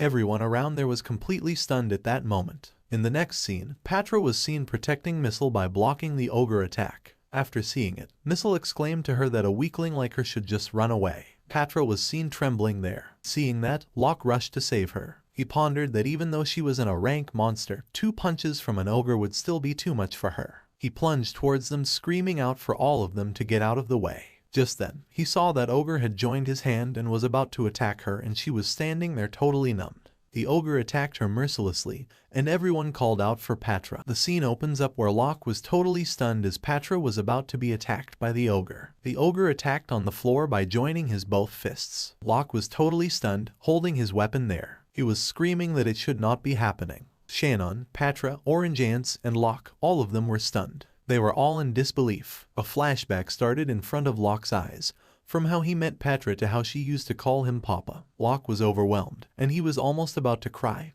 Tears were on the edge of his eyes, and all of a sudden, he screamed out of anger and sadness for Patra. He was on his knees screaming aloud the name of Patra over there. At the very next moment, a wyvern was seen carrying Patra on its peak. The wyvern came near to Locke and put down Patra over there safely. Patra was totally blanked. Everyone was stunned and was watching how the wyvern was carrying Patra on its peak and saved her from the ogre. Lucky asked Locke to get it all together and told him that Patra was fine. Locke stood up and saw Patra. She apologized to him as she thought that she was going to die. Seeing Patra, Locke thought of how she was saved. She described that wyvern helped her. It was like the wyvern came out of the mini monster garden from the watch of this and took away Patra as soon as the ogre was about to attack her. When Locke saw wyvern, he was in confusion and exclaimed shockingly, "If when did they get so big?" Gargoyle then told him that dragons grow up very quickly. Locke wondered if that was seriously happening or that was a result of the holy beastification. Anyways, Locke smiled and thanked wyvern and told him that he was so grateful as wyvern did a great help to him. Suddenly, Shannon came and apologized for interrupting and reminded him that the battle was still going on.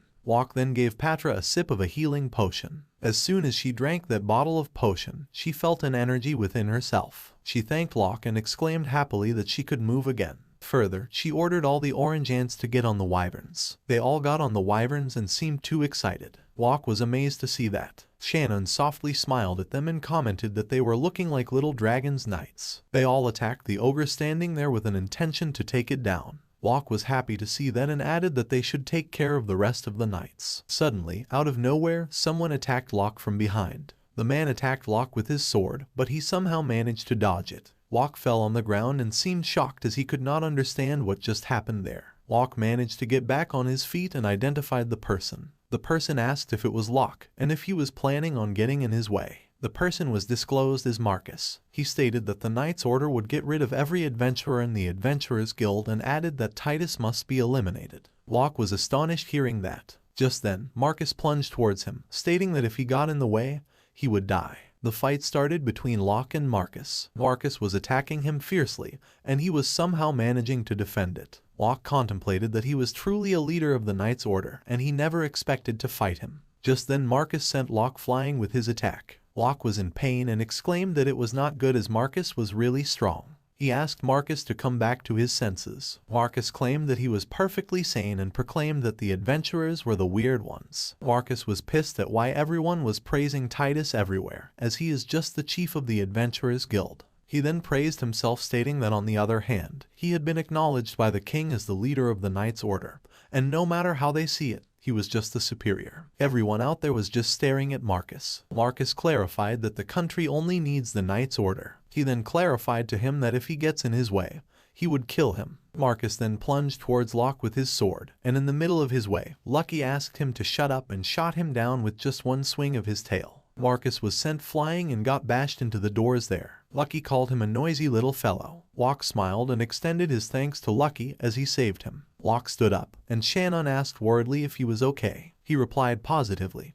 but as seeing Marcus he was stunned if he was alright. Although Lucky smashed Marcus down, Marcus still somehow managed to get up. His hands were broken, and he was not in his senses. After seeing him in that condition, Locke yelled at Lucky and asked him which part of his body he hit with his tail as he was moving weirdly. Lucky seemed like he did not even care, and replied that it was just a normal attack. Locke clarified as there was no way of that. On the other side, Marcus was trying to get up properly, and finally, he made it. He mocked Locke, calling it absurd, as he could still joke about it in that situation. He claimed that those adventurers surely took it easy. Locke got stunned after noticing that his tone had changed and asked who he was. Marcus smirked and revealed that she was Lydia, the #1 apprentice who studied under the legendary sage, Tamer.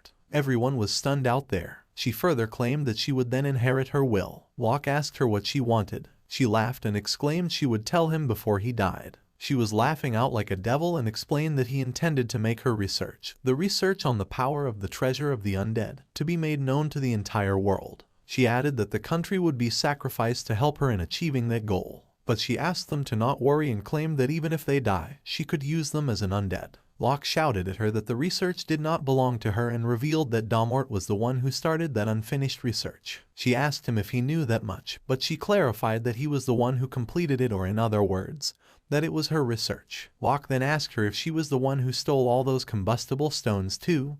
Then Lydia winked, smirked, and clarified that he should know that much. She described it in detail that he was saying right. She took control of the leader of the Knights Order and stole them. She called it dramatic, as he was looking for the culprit when he was the culprit all along. She then asked him to cut out their chat. She then extended her hand and ordered all the Knights Undead to kill everyone. However, every undead was already on the ground. Lydia was calling out for everyone to kill them. Locke seemed confused and wondered if that person is not able to understand that most of the undead are dead by then. Lydia greeted them goodbye, and Marcus fainted there. Shannon then asked Locke if where her real body could be. Locke then turned to Lucky and asked him if he could find her. Lucky apologized and stated that he could not find her without her scent. Locke was pondering what they should do next. Suddenly, someone clarified about their presence. As they turned, they saw Tamer there. She was holding some kind of magic ball in her one hand, and Lala was with her too. She claimed that she would annihilate any undead who dares to come her way.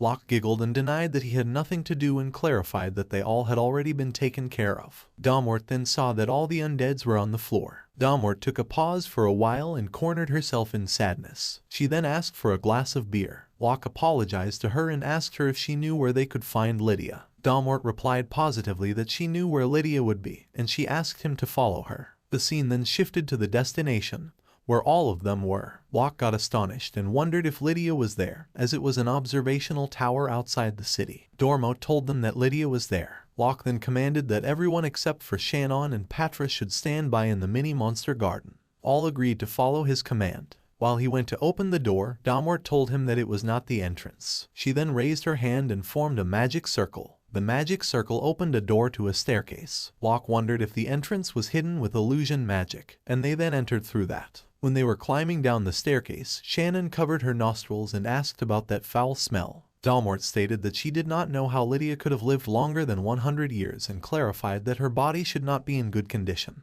When they arrived, they saw a magic circle there, and Lydia was standing, holding a magic book. Lydia got impressed that they had come that far, as she was not expecting that they would come there. She claimed that there should have been a large number of undead outside and wondered how they got through. Locke revealed that they beat all of them, and the Knights of the Knights Order had also regained consciousness. Lydia commented that these adventurers sure like to jest. Tamer interrupted, saying that it was not a joke. She greeted Lydia and exclaimed that it had been a long time since she saw her. Lydia asked her who she was, as she did not remember ever making a lick like her. Dormote used her castle of hell and exclaimed that it could help her jog her memory. It was a magical fireball attack of fireball. Lydia was stunned to see that ancient magic. She attacked her back with a water dragon. Her magic extinguished all the fire over there. The flames were still there in a circular form, and to see those flames, Lydia understood that Licht was Domwart. Domwart left. Lydia got pissed and asked if she turned into a Licht to stop her from spreading her name throughout the world. Domwart sighed and exclaimed that she could have been even more successful if only she were someone of a better caliber. Lydia screamed at her to shut up and asked to not talk as if she knew her. She disclosed that she had been training even after Domwart died, and she would not lose to her anymore. Suddenly, Domwart attacked her with another magic, Eternal Darkness, Drain. The magic emitted black flames. Domwart exclaimed that despite being so hardworking, Lydia was still a stupid child. On the other hand, Lydia also did the same magic of Eternal Darkness, Drain. They both were using their magic, and all the remaining ones standing there were stunned. Locke exclaimed that they were evenly matched. Domwart wondered that Lydia had improved. Lydia was boiling with anger, and she agreed and asked how many years did she think had passed after she died. Patra was seen approaching her casually. As she reached, she attacked her with her wand. Lydia fell down on the floor. She stood up and called out that it was unfair and asked how she could fight all of them alone. Patra was giving a very demonic look. Locke chuckled and described that she was so angry as she was about to die because of her. Lydia responded to her attack with numerous illusion shadow. The magic resulted in the formation of several clones of Lydia. She mockingly asked Patra to attack after identifying the real one.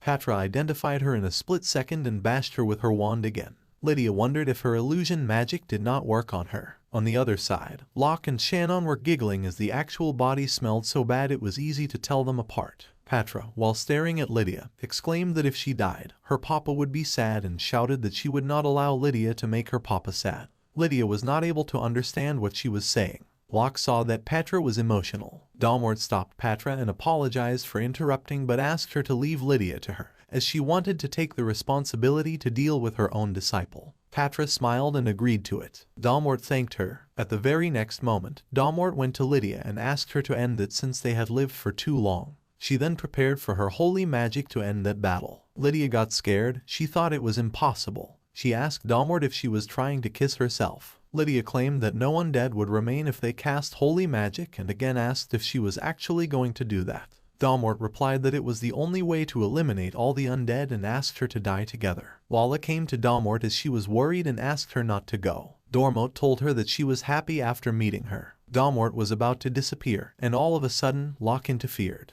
He used his magic to pierce her heart. She was stunned after seeing that. Lydia asked her how he was able to cast holy magic without chanting. Locke then apologized to Domwart and stated that she did not need to disappear for someone like her. Lydia got pissed and stated that she did not expect to fight such a high-level magic user. She added that if she had a little more time, she could have gotten rid of Domwart too. She then warned them that next time she would be back with even more power. Suddenly her body wrinkled, and it was disclosed that it was not her real body. Locke then turned to Domwart and stated that there was no meaning in sacrificing herself for it. It was unbelievable for Domwart, so she disclosed that unknowingly she became too emotional and assessed the situation incorrectly. Lala came to Domwart and hugged her. She then thanked God and claimed that she was so happy that Domwart did not disappear. Domwart apologized to Lala for making her worried. She added sadly that regardless of anything, they would have to part soon. She disclosed that there were no magic stones left, and they could not use the magic stones that were stolen, so that was goodbye. Locke and Shannon were stunned after hearing that. Lala suggested that they could share them with Locke. It seemed that Lala desperately wanted Domwart to stay.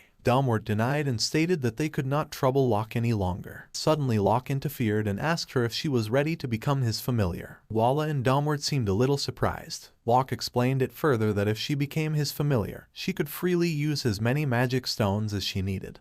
And also she still had things to settle with Lydia. Being in confusion, Domwart asked Locke if he was sure and if he really wanted to make a dark race like her one of his familiar. Locke instantly replied positively, but he disclosed the problem that he was a user of holy magic, and that it might have some adverse effects on her. He then added about the worst happening, that Domwart might simply just disappear. He then asked her if she would still be okay with that. Domwart replied that as long as there was a possibility to carry on living, she could agree to accept any outcome. A sound emerged exclaiming that the Queen of Darkness, Lick, would like to be his friend and asked Locke if he would befriend it. It added that since it was from the dark race, its dark magic would be greatly weakened. He disclosed to Dalmort that it looked like her magical powers would be weakened, but that was all, since she would not disappear as he thought. Dalmort accepted and claimed that it should be fine, as she was counting on him. The sound then clarified that the Queen of Darkness, Lick, had undergone the holy beastification process and became his friend. It added that Locke could now improve one aspect of the monster garden.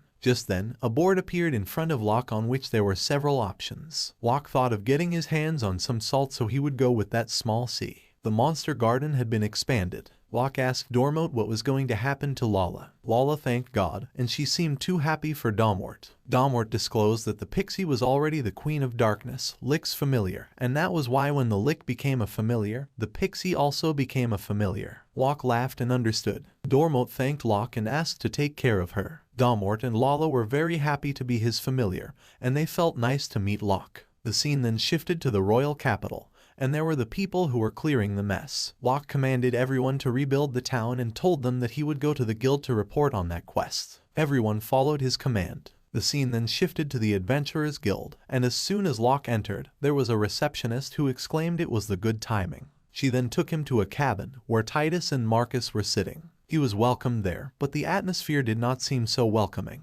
Locke entered and saw them sitting there quietly. Locke wondered whether they were actually sitting down quietly or if something had happened. He was thinking about that unusual occurrence. He was in confusion and then asked Rika what was going on there. Rika winked towards Locke as she wished him good luck. She then left the room immediately. Locke asked her to stop. Titus called for him and apologized to him for calling him there when Locke was so busy. Locke was nervous. After a moment, Marcus came forward to Locke and apologized to him from the bottom of his heart. He bowed his head and stated that it was due to his incompetence.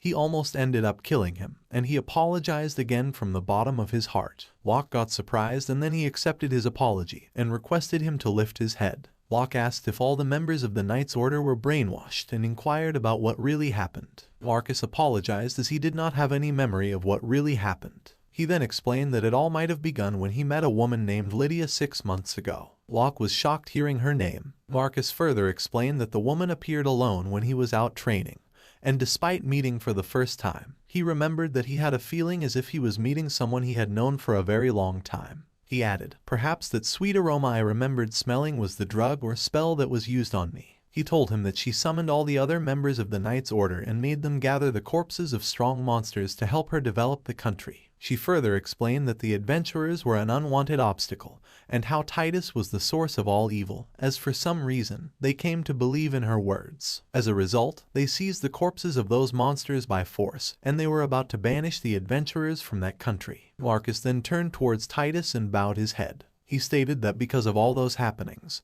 he would like to extend his deepest apologies to Titus and all the other adventurers too. Titus and Locke were stunned after knowing all that. Titus exclaimed that it was unbelievable to think that someone as powerful as Marcus would lower his head to him. Titus stood up and accepted Marcus's apology. Marcus thanked him. They were seen discussing something, and Titus claimed that he would do what he could to appease the other adventurers, but for now, they needed to work together and rebuild that city. Marcus agreed to that, and they both shook hands. Marcus clarified that he was looking forward to working with Titus. With that, the Knight's Order vowed to work together with the adventurers, and the guild also made efforts to search for Lydia's whereabouts, but she was a tricky one to find. As the leader of the Knight's Order, Marcus would bear the responsibilities for that entire incident. But for now, the Knights had decided to prioritize the reconstruction of the city. Marcus would be dealt with once the city had been rebuilt. And there was one more person. He was about to continue his statement, but in the middle of the conversation, Rika came inside exclaiming there was bad news. She disclosed that Kid had escaped, who was the former hero. Rika further explained that he slipped away during the confusion they had with the undead. Titus got stunned and asked her what she had just said, and wondered if Kid's escape had been an accident or something else. 1 month passed, and the scene then opened at sea, where Locke, Lucky, Orange Ants, Patra, Shannon, Wyvern, Dalmort, and Lala were enjoying themselves. It was a lovely day to be on the beach. Shannon exclaimed that the sea was beautiful. Locke agreed with her. Suddenly, Locke noticed her smile and blushed. She asked what was wrong. He replied it was nothing and added that ever since the first time they met, she had become more cheerful. She then replied that it was all thanks to him. She happily thanked Locke for saving her. Locke turned red at that compliment. Lucky was seen mocking, asking if that was some kind of love or something. Just then, he went to Locke and apologized for interrupting and asked him the reason for being at the sea that day. Locke then replied that they had all been helping with the reconstruction of the city the whole time, so he thought that it would be good for an occasional change of pace, as it was picnic time. Gargoyle was seen preparing the meal and asked everyone to relax and enjoy the meal. Patra asked what barbecue was. Locke described that barbecue was a style of cooking where they grilled meat and vegetables outdoors. He then asked her to eat together with everyone else. Patra exclaimed happily that it meant that they were always going to be together. Locke chuckled and stated that when she put it that way, then it was right. He then clarified to worry about that later and called them out to eat the food until they were full. They all were enjoying the barbecue, and Locke was serving it to them. Suddenly, the sky bird came and sat on Locke's head. The bird was chirping, so Locke came to remember that he had not given her a name yet. She got excited hearing that she was about to get a name. Locke started thinking about what he should call her. He suggested Yakitori, and just after hearing that, the bird got shocked. The sky bird then started digging his head. Locke laughed and apologized that he was just joking, and clarified that it was because they were having a barbecue right then, so it just slipped out. He then started thinking of another name and then suggested several names like Sasami Banjari, Nankatsu Nejima, Liver, Hatsu, Gizzard, Tsukyun. The bird was sweating after hearing all those names. Just then, Locke asked her how seal sounded. The bird got flustered hearing that. Seal started moving around in happiness. Locke was enjoying seeing her like that and concluded that from then on, he would call her Seal. After a moment, Domwart called for Locke and exclaimed that the meat was soft and delicious. He was stunned to see her in human form and asked her who she was. It then turned back into a lick and clarified her identity. She explained that since they were there, her human form would be more pleasing to the eye, and also she could even go out to town like that. Locke smiled and understood that it was an illusion magic. Being confused, he asked Domwart if her form was an illusion, then how she could eat, as she was made of bones. Domwart replied not to worry about the finer details. Locke agreed with her. Lala then went to Locke showing him a piece of meat and asked what that sauce was, since it was so delicious. Locke replied that it was a special sauce he made with onions and ginger. She exclaimed that she had never encountered such a delicious sauce like that and she was so glad that they met Locke. Lala asked Locke to bring more food for her next time because she could not wait. Locke seemed happy and confused at the same time, but he replied positively. He then thought that he would eat some himself too. They all were enjoying it. Shannon was playing with the ball, Domwart was performing her magic tricks. Domwart was showing her magic, and she then created a magic with her water magic, and the orange ants were seen playing on it. Locke was having his meal, and Gargoyle was cheering for all of them. It seemed like a perfect holiday. After a short while, Locke and Lucky were seen sitting at the shore of the sea. Locke was fishing there. Lucky asked Locke what he was doing. Locke replied that he was fishing. He further described it as attaching a hook and bait to a string, so the fish would come and take the bait. It looked interesting to Lucky, so he decided to try it. Afterwards, he put his tail in the sea. Locke smiled and told him that there was no bait on his tail. Lucky chuckled and claimed that with a tail as attractive as his, there was no need for any bait. Locke understood, and he continued his fishing. Locke lay down on Lucky's fluffy body and relaxed. To him, the weather felt so good that day. He exclaimed that sometimes it was good to just relax. Lucky agreed with him and stated they could not forget since time was so precious. Suddenly, Lucky raised and exclaimed that he caught something on his tail. Locke asked him to pull it out immediately. He pulled out his tail, and it was seen that there was something holding on Lucky's tail. Locke got stunned after looking at what he had seen. It was a kind of mermaid who was complimenting Lucky's tail for being so fluffy. Things were about to get more lively. Both Locke and Lucky were stunned, and that mermaid was still calling out that it was fluffy. Lucky asked Locke what he had to do next. Locke then replied to him that she looked kind of dangerous and asked Lucky to just return her back to the ocean. Lucky agreed, and he started swinging his tail in the air in a back and forth motion. The more he tried, the more she called it fluffy. Lucky then inquired with him for something, and he asked him to just do it. Locke then mercilessly used his magic over her. She was then sent flying back to the ocean. Locke laughed and exclaimed, "What was that all about?" Lucky seemed like he had done nothing. All of them then rushed towards Locke. Shannon asked him if something had happened. Locke smiled and replied that nothing had happened. All of a sudden, the mermaid again emerged from the ocean and was screaming out that it was fluffy. She rushed directly towards Lucky's tail and grabbed it again. Shannon asked, shocked, if it was a mermaid. Locke agreed with her as it looked like that. Lucky could not understand why she was doing that again and again. He told her that he would not be holding back that time. Hearing that, she got scared and asked him to just wait. She then explained that she was not a suspicious mermaid, and her only motive was to touch that fluffy tail of Lucky. Lucky again used his magic and sent her flying away into the ocean. Locke exclaimed that she was scary, and Lucky replied that it was way too suspicious. It was clear that the mermaid was a stubborn one. She again came out of the ocean calling out that it would be Fluffy. She again grabbed his tail, however, Lucky was not so pleased with it. It seemed like she got obsessed with that fluffy tail. Lucky got irritated, and he asked Locke for help. Locke thought of what he could do. Dalmort then approached the location and asked Locke to leave that to her. She performed her famous fireball magic and clarified to her that if she stayed there, she would turn her into fried fish, and then asked her if she preferred to return to the sea quietly. The mermaid claimed, as expected of the land dwellers, they intend to separate her from her Fluffy by force. She then instantly raised her hand and called out for Leviathan to come out from the ocean. Just then, a giant monster emerged out of the depths of the sea. It seemed too dangerous. Shannon wondered if that was a Leviathan. Locke added that it was the most powerful creature in the sea. The mermaid agreed with Locke and told him that it was the Leviathan, the king of the sea. She ordered Leviathan to go and show them his powers. The monster then introduced himself as Leviathan and claimed that it was nice to meet them. All of them were stunned. Locke greeted him back. It was nice to meet you too. The mermaid got stunned and asked him what the meaning of that was and if he did not intend to fight. Leviathan replied that she knew that he could not do that and added that he was sure they would understand if she would just talk to them. Locke took a pause and wondered. The mermaid asked him what he was saying. She added that land dwellers talk with their fists. It was only through the exchange of fists that friendship with them could be forged. She then asked the monsters to just show them a little bit of his power. Leviathan agreed with her and clarified, just a little bit. He then used his power of Storm of the Water Dragon, and a number of water cyclones appeared. Locke stated that the monster's magic was as strong as Fenrir's magic. On the one hand, where everyone was stunned by that attack, Dalmort called it interesting.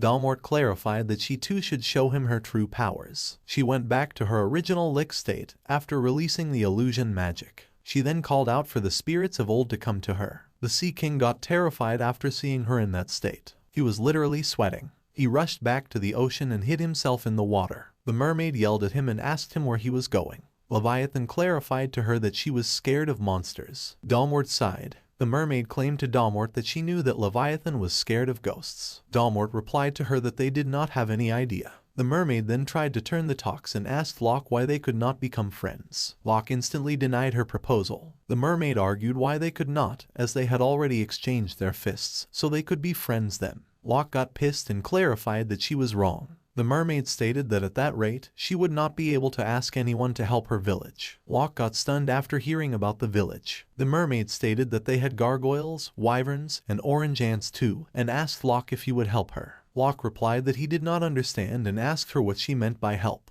The mermaid explained that some fishmen just appeared out of nowhere, and without completing the talk, she again requested him to help since it was trouble. Locke could not understand what she was saying. The mermaid was not able to understand how she should explain. All of a sudden, Leviathan asked her to let him explain. He started explaining that there lies a village of mermaids at the bottom of that ocean, and 3 days ago, it was attacked by a group of fishmen. The fishmen were creatures who were half man and half fish, squid, or shark. However, their fish-like characteristics were more prominent than their human-like characteristics. The monster further added that, however, for the mermaids, their human-like characteristics were more prominent in comparison to their fish-like characteristics. As such, they were two different species. Until then, the mermaids never had any kind of hostile relationship with the fishmen. But they were never particularly close either. There was peace in the village for 100 years. As such, there were almost no villagers with any relevant combat experience. Thus, through a surprise attack, the fishmen took control of the village, and many of the mermaids there were captured. Leviathan disclosed that he might be the guardian deity of that village. He was ashamed to admit that he was not especially skilled in a fight. He added after pointing to the mermaid that May was not in the village at that time, which was why she was fine, and she came to ask the land dwellers for help. Locke understood the situation. Leviathan humbly requested if he would be so kind as to help them. Locke out a problem ahead, that even if they agreed to it, if they could not even breathe underwater, how could they fight? Leviathan asked them not to worry since he brought some air grass with him. Locke wondered what the air grass was. Given the situation, it was literally called air grass. Leviathan described that by eating the air grass, they could breathe underwater for a short while, and the water pressure also would not be a problem. Locke surprisingly stated that he did not know that kind of plant ever existed. So, Leviathan disclosed that it could only be harvested in the mermaid village. Further, he offered that if they helped them free their village, then they could have as much air grass as they wanted. Locke clarified that he could not put everyone else in danger. Just then, Patra came to Locke very quietly and asked him to let them help them. Shannon stated that she also wanted to help in whatever way she could. Gargoyle also agreed to help. Locke saw them proudly and agreed that if they said so, then it was all right. The mermaid was happy to hear that and thanked them for the help. As we know that she was stubborn, so she proved us right and again grabbed Lucky's tail, exclaiming that it was all fluffy. Lucky, without a second thought, attacked her and sent her flying into the ocean. That was how they came to help the mermaids. It was a move to the mermaids' village. In next scene, they were all seen going underwater to the mermaid village. Locke wondered if it was air grass. Also, he was in disbelief that he could breathe in water, and he did not feel the water pressure either. Shannon added that it was quite hard to move quickly underwater. Locke agreed with her and replied that it might still be impossible to fight underwater. The wyverns were able to move even underwater after carrying the orange ants on their backs. They moved freely as if they were used to it. Locke wondered that the wyverns were great since they could use their wings to swim, and the gargoyles used wind magic to move rapidly. Locke realized that it might be possible for him as well. However, Lucky was struggling through this. He was unable to swim. Locke saw him and contemplated that it might be too much for Lucky. Reviewing the situation, Locke asked everyone, aside from Gargoyle, to get into the mini monster garden. They all agreed. Shortly after, they saw a cave ahead of them, leading into the mermaid village. May asked him to go ahead and challenged Locke to keep up with her if he could. They entered the cave. Locke was trying to see through the cave and suddenly saw some light emerging from the depth of the cave. After crossing the dark cave, they entered the mermaid village, and Locke was stunned. It was one of the most beautiful villages. Everyone was looking at the village and somehow praising it with their eyes. May asked Locke if it was not magnificent. She added that it was all thanks to the special magic that enveloped the village so that no one could see it from above the sea. She further disclosed that no human had set foot in that village for many centuries, so he should feel honored. All of a sudden, the Sea King caught them in their tails, leaving everyone in shock. May asked him what he was doing all of a sudden. A weird figure was seen there, and Locke asked if that was a fish man. The sea monster replied positively and clarified that he was probably on patrol. He then added that the other mermaids were probably inside the queen's castle at the center of the village. Locke asked what they should do and if they should attack them head-on. Leviathan denied and told them that they would use the alleyway that leads into the castle instead and asked Locke to lead them. Locke then noticed that May was not at her preferred location. May had already rushed outside to face the fishman all by herself. She was facing the fishman there and called him out as stupid. She disclosed that they had exchanged fists with Locke. In the middle of the talk, the fish man rushed towards her. She asked him to stop since she was still talking. The Sea King protected May by taking down the monster. It then turned to her and asked what she was doing. The mermaid replied that she refused to become a coward who takes part in sneak attacks. Leviathan stated that they did not have time for that right then. Just then, the fishman attacked them from behind, but Locke somehow managed to block the attack. He then understood that it looked like they had found them out and clarified that all that was left for them was to break through. On the other side, the fishman was trying to run away. Locke realized that the fishman was so fast that he himself could not swim fast enough to keep up. Gargoyle asked Locke to grab onto him. Gargoyle then performed his magic of wind burst, which created a powerful force. Soon, they were able to cope up with the speed of the fisherman. As soon as they reached near the fishman, Gargoyle asked him to just attack it.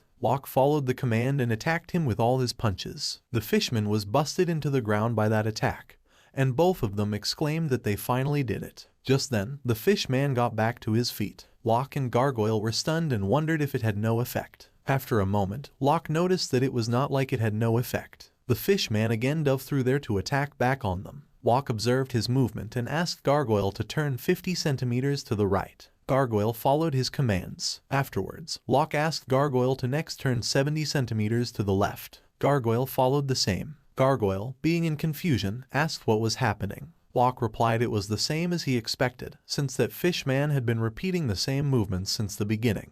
And those eyes seemed like he was probably brainwashed just like from the Knight's Order. Locke clarified that he did not know who the culprit was, but it seemed that he could not be precise in his movement, which meant that there was a way they could counter that. He then again commanded Gargoyle to turn 3 meters diagonally to the left. Gargoyle agreed and followed what he said. Locke somehow managed to grab the fishman. Locke commanded the Sea King to do it and use his 10 tackles to bind them. The Sea King used his magic and bound both of them together. After that, Locke came out of that, and the fishman remained bound. The mermaid exclaimed that they caught him somehow, but she did not think he could talk though. She added even though back then they could talk normally. Locke was thinking of who did that. Gargoyle took a pause and exclaimed that for then, they should just hurry and rescue the others. They bound all the fishmen through 10 tackles magic. Leviathan claimed that they got all the lookouts. Locke stated that it did not expect there to be so few. Our Cozy May was also bound there and was asking why Leviathan bound her up too. Leviathan replied that letting her move freely would have been trouble. She yelled at him, asking what he just said.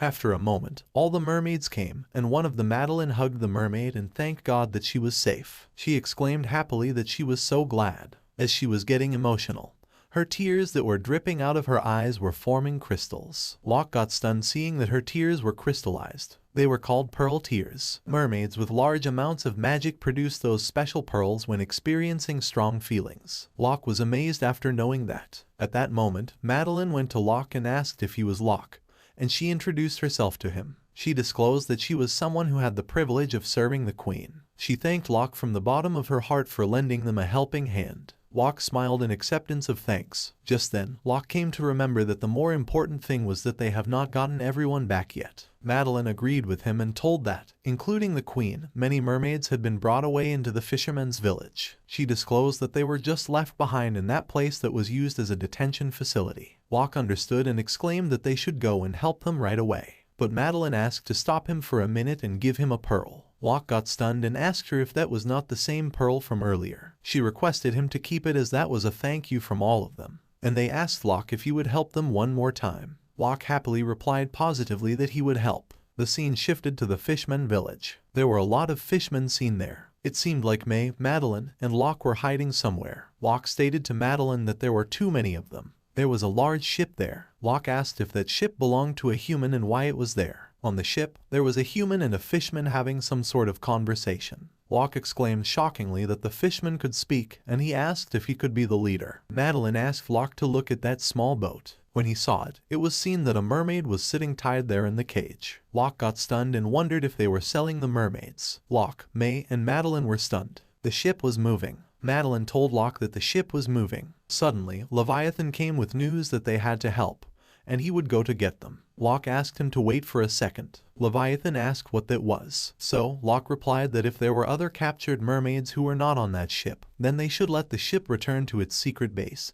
determine its location, and then rescue all the mermaids there in one fell swoop. Locke told Seal to follow them and exclaimed that he was counting on her. He instructed her to go follow that ship with the mermaids on it and find their secret base. Seal agreed with his instructions and went to follow the ship. Locke further exclaimed that they should figure out how they could save the mermaids who were locked up in the Fishman village. Madeline requested Locke to let them take care of the guards and disclosed that they were caught off guard during their last surprise attack, but they had been training themselves for that. They deeply requested to do the dangerous work since it was a problem. The mermaids must take care of themselves. Locke thought about it and replied that even so, there were too many fishermen for them to handle alone, and it was too dangerous. Suddenly, Lucky and Domwort jumped into the conversation. Lucky claimed that it was dangerous, which is why Locke should leave it to them. Lucky exclaimed super excitedly that they thought about something good back at the monster garden. Locke wondered what that something good was. Lucky exclaimed enthusiastically that he could not wait to try it out. Locke took a pause and stated that he did not have any problem, but will this become a big commotion? Lucky replied it would be fine.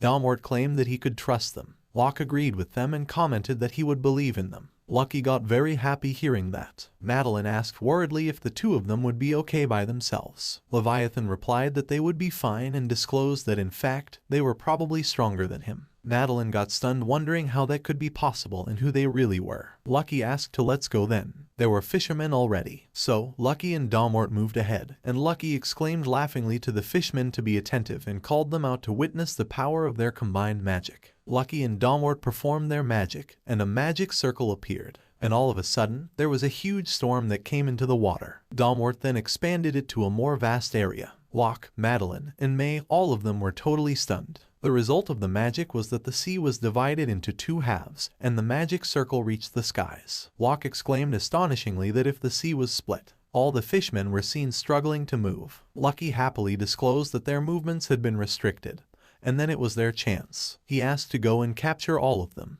But on a truthful inspection, it was clarified that some of the mermaids could not move either. So, he commanded those who could move to just capture them. The orange ants, Shannon, Patra, Locke, Wyverns, and all of them got engaged to capture the fishmen. They tied them up, and all were lying down there. Just then, another fishman came out of the cave, and he was stunned to see the environment. He asked what just happened, and when he noticed other fishmen, he exclaimed shockingly that it was impossible. He again asked what was going on there. Locke exclaimed astonishingly that the fishman can speak. Locke guessed that he must be the ringleader and then asked him to just release the mermaids he had captured. The fishman, while putting his hand into his pocket, exclaimed that he did not quite get what was going on, but he claimed that he would not let him have them. The fishman took out some kind of ball from his pocket, which he was holding in his hand. The ringleader stated to the ball to release his power and eliminate their enemies. The ringleader used the ball's powers and started turning into a horrific demon. Locke got stunned and exclaimed that their powers were greatly amplified. Suddenly, Lucky grabbed him in his mouth and threw him away. The fishman fell down. Lucky stated that they got a bit stronger but clarified that they were so slow, so they do not pose any threat at all.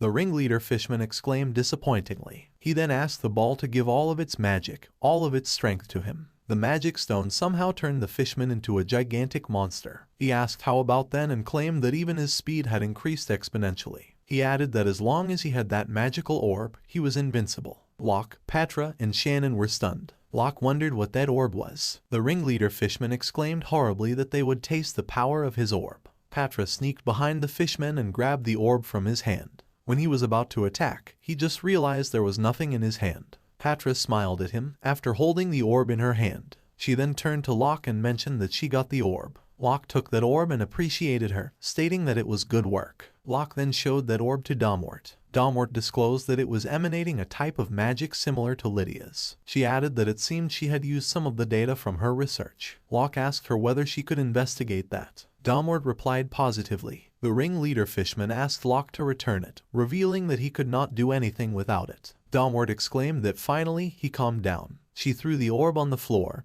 and it cracked. Damort took a pause. The ringleader fishman screamed aloud for his magic orb, and then he bowed his head in front of Locke and Damort. Damort then stated that she was sure that he would find a better one soon and asked to not say it like she did it. They tied that ringleader too. After a moment, Locke asked the ringleader fishman if his name was Pedro, and if he controlled the other fishermen and attacked the mermaids. Pedro replied that he wanted to prove his own worth. He then revealed that he came from a tribe of sharks, but there he was ostracized. He asked if they could see the fin on their backs. He told them that for them from the shark tribe, the size of their fin determined the amount of the magic power they have. He disclosed that his fin was so very small that he was made fun of. Then, 10 days ago, he lost his place of belongings, and he was gazing up at the moon when a strange woman and a businessman approached him. They said that they wanted to help him prove himself and gave him that magic orb. Locke contemplated that the businessman and the woman must have been Lydia. Pedro clarified that he did not understand their motives, as by making the other sleeping fishmen touch the orb, they came to obey his orders, and that was why he used to control them. Madeline asked angrily if that was the case, then why did he attack them? Pedro replied that, in exchange for receiving that orb, he was commanded to attack the mermaid village, and he promised to hand over the captured mermaids to the businessmen. Madeline asked, even if he was bullied, then how could he act so selfishly? Pedro apologized, but he wanted to prove his worth no matter what. All of them were surprised. Locke then asked Pedro if where the mermaids he handed off were brought to. He replied probably off to Brandon City, and also he could not be too sure. Locke and Shannon were thinking for a while. Locke came to Damort with that orb and asked if she could still analyze that magic orb. Damort took that orb and replied positively that it might take some time, but it was possible. Damort went near Pedro and stated that she could sympathize with his suffering, but that kind of transient power would only destroy him. She claimed that from then on, he could only prove his worth with his own power. Pedro exclaimed surprisingly. Damort further told him that if he could do it, then everyone would forget that he destroyed the orb. Pedro shouted at Damort that she was the one who broke the orb. Damort replied that he should not lie. Pedro got irritated and asked who the heck was that woman. After that, they made their way to Brandon City. The scene then shifted to Brandon City, and the search for the captured mermaids moved to the land. Locke contemplated that the mermaids might be found somewhere in that town. Leviathan suggested that he and the rest of the mermaids who could not transform would remain at sea. Locke wondered if the mermaids could transform into humans. Madeline agreed with Locke and clarified that not everyone could transform. She disclosed that sometimes they transformed to do some shopping in town, and they also had some clothes that could dry quickly. Due to violent storms or pirate raids, there were many sunken ships at the bottom of the sea, filled with a lot of valuable treasure which they could use. Locke understood all that. Seal came back and sat on Locke's arm. Locke welcomed him and asked if she found Egido. Seal replied positively. Locke exclaimed that it was great and asked them to go ahead. There was a building, and Locke wondered if it was there, though he did not see any guards. Locke stated that he was going to have a quick look and asked everyone to stay out there. Everybody agreed with him. Locke moved forward to see and found that the door was left open. He entered through the door, and there were so many monsters locked up in the cages. Locke exclaimed that no matter what monster it might be, it was not natural for them to have these kinds of appearances. As he moved forward, he saw 2 binding magic circles there. Locke wondered if that could be a synthetic magic circle. He thought that he found himself in a place that did repulsive research on monsters. As he moved further, he found a big water tanker in which the mermaids were locked up. Locke asked them if they all were okay and told them that he had come to help. The mermaids were stunned to see him. Locke realized that the glass was too thick for them to hear him. He then tried to open up the glass through his sword. But it was no good, as he could not open it without a key. The lock was strengthened with magic. A monster called for Locke and asked him if he would like him to tell him where the key he sought might be. Locke wondered and asked who he was. He introduced himself as Drackle, a member of the proud dragon god race, grandson of the leader of the dragon gods, Drad. He was on a solo journey when he was attacked in his slumber. When he came to his consciousness, he found himself locked in there. He offered Locke that if he agreed to free him, then he would tell the whereabouts of that key, and asked him what he thought. Locke contemplated that it was no time for hesitation, so he instantly agreed with him. But Locke put down a condition that first he would free the mermaids. He got the key and opened up the glass. He then went on the top of the glass and asked the mermaids if everyone was all right. He disclosed that he had been sent to help by Sam.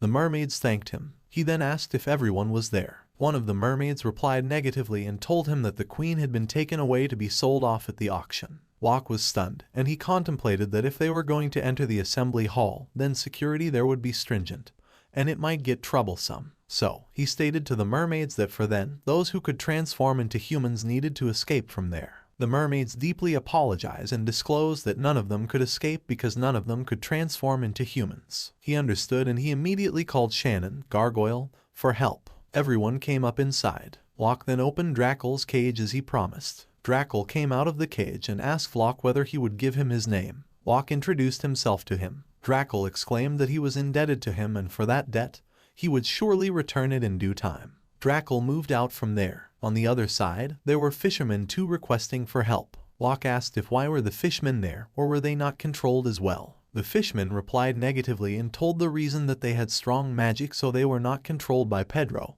and were handed off to merchants. So they requested help. Locke agreed to help them, but he put the condition that they should not fight with the mermaids once they would get free. The fishmen thanked him, and so they freed the other monsters that they were able to communicate with. Afterwards, they all gathered. They all came up on the seashore, and Locke confirmed if there was only the queen left. Locke asked Lucky if he could follow her scent. Lucky replied that it was probably her scent, so he had no problem and agreed. Locke exclaimed that it was great, so Lucky and he would go. May stopped him and stated that she would go as well. Locke denied, but she claimed that she wanted to help Mama too. Locke was stunned if she called the queen Mama. Madeline then disclosed that May might not look like it, but she was actually a princess. May asked angrily what she meant by that. May kept that aside and asked to let her help too. Locke agreed, but he stated that she must listen to what he says. He asked if she could do that. May agreed quietly. Locke asked Madeline if she could prepare some of the treasure that she had because in the worst case, they might have to buy her off with gold.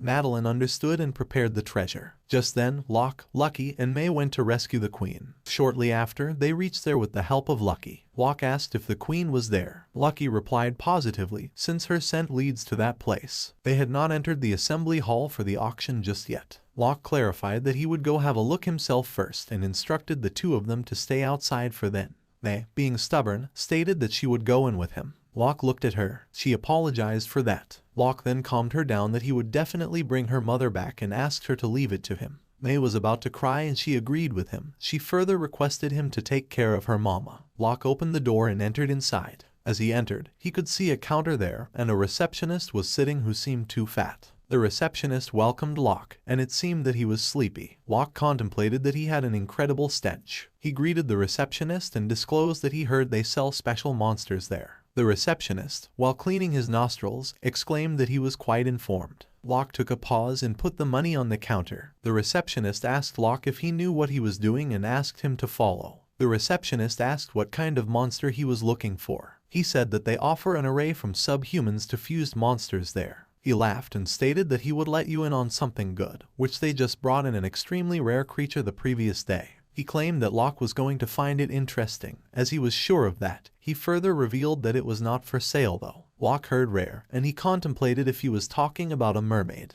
There was a person who had covered his half face. That person asked to hold it right there. The receptionist and Locke stopped. That lady stated it smells. She repeated herself and asked whether it smelled. Locke was stunned, and the receptionist was giving weird expressions. The lady again clarified that it smells, and said that it smells so funny. The receptionist asked if that was so. The lady denied as she was not talking about him. She came right in front of Locke, and her eyes were shining. Locke was astonished. The lady claimed that an odd smell emanates from him. He wondered if the infiltration mission had already failed. That lady's eyes were looking too scary. Locke seemed frightened. The lady asked Locke if he knew someone called Lydia. Locke replied as if he did not know anything and asked who that was. She again asked him if he really did not know. Locke replied negatively. She confirmed with him if that was really true. Locke was just continuously staring at her. She moved away from there. While going back, she turned and disclosed that she could smell something akin to Lydia's magic emanating from him. She apologized to him for interrupting him. Locke got stunned, and she went from there. Locke asked the receptionist who that was. The receptionist replied that she was Riza, the sorcerer, and disclosed that she worked there, just like him. He further stated that he was told that she makes magic tools, but even he did not know the nitty-gritty of it. Locke contemplated that she was a woman who knows Lydia, so he should be careful. They both arrived in front of a door. The receptionist opened the door and welcomed him, asking if he was surprised. There was a huge glass, and the queen was inside it. It was stated that for the first time in auction history, it was the Queen of Mermaids. Locke looked at her and understood that she was May's mother. Locke commented that she had an enchanting figure, and though all mermaids were said to be beautiful, that one was a cut above the rest. He further asked the receptionist if he was willing to sell her for how much. The receptionist thought and replied for around 300 million.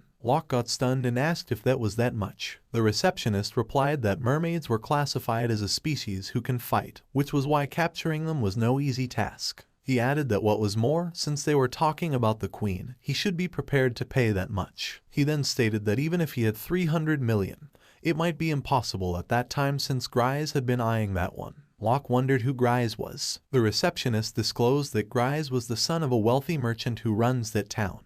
He would not hesitate to spend large amounts of money to acquire women or whatever he desires. He told me that he was what Locke would call an idiot son, because soon he would get bored of that mermaid, and she would be thrown away after he is done with her, just like all the other women he had brought, since that guy had a really bad personality. Locke took a pause. The receptionist exclaimed that was why he should give up on that one for then. He added that if he really wanted a mermaid, then there would be others who would be sold during the auction, so he should aim to buy the third mermaid that would be auctioned off. He said by that point, the price would have fallen so greatly that he can buy her for cheap. Locke was still thinking about something. Then the receptionist asked Locke if he would join the slave-buying auction that time and what he thought. The receptionist wondered if he was serious. Locke claimed that it was not like he could not participate with his own power. Locke showed him the money. The receptionist took that money and agreed with him. Locke told him to meet 6 days from then at 6 p.m. He also told him that if he talks to Dob, he was sure that he would let him in. After that, Locke came out through the door. May exclaimed that he was back. She asked worriedly how Mama was or whether she was safe. Locke replied positively that she was safe for then, but she would be sold at the auction 6 days from then. May was stunned and stated that they had to help her. Locke asked her to stop as there was something that clicked in his mind. He stated that the shop was protected with very powerful defensive magic, and that was why they could not free her using ordinary means. He claimed that if possible, he wanted to free her together with the other monsters peacefully, and what was important was the method they used to save them. He told that for then, they should opt for a more direct approach, so he decided to consult the guards about the illegal slave trade and the fusion of monsters from then. As they moved forward, they saw some guards carrying Drackle with them. Seeing that, Locke asked him why he got caught again. Drackle screamed out and asked why the guards in that town turned a blind eye to the warehouse filled with enslaved demi-humans. He continued that even he informed them about the monsters they fused in there and asked them if they thought he was lying just because he was a demi-human. The guards then attacked him and asked him to shut his mouth. Locke was stunned there. The guards clarified that they had already told him that it was not because he was a demi-human, but the reason was that the warehouse belonged to Chad and asked him who would believe that lie. The guard continued that even if Chad were to buy and sell slaves, he was still a wonderful person, as he established both the distribution centers and rehabilitation centers there. They then yelled at him to shut up. Locke wondered if Chad was the one selling the slaves. Drackle asked them why don't they conduct a proper investigation and asked them if they received a bribe from him. The guard got pissed and exclaimed that it was enough from a filthy subhuman and stated that he could not insult anyone he liked. The guards then asked to take him back and concluded that they would give him a taste of punishment for insulting them like that. Locke wondered if the guards in that city were conspiring with Chad. He thanked Drackle and stated that he was going to save him soon. But for then, Locke decided to discuss it with everyone else. The three of them headed back to everyone, and Locke explained the gist of all that had happened. He further stated that it looked like the businessman called Chad had a tight hold on the town, and they would not be able to corner him without any conclusive evidence. He explained that since it involved the Queen and Grise as well, that was why it might be difficult to win through bidding alone. But he stated that there should be another way around that, which was to investigate more about Chad and Grise first. Everyone understood, and they went for the investigation. Madeline, with the mermaids, was asking from different people. On the other side, Locke and Lucky were also engaged in the investigation. Shannon was also helping them out. After investigating, Locke asked them to recap what they had gathered.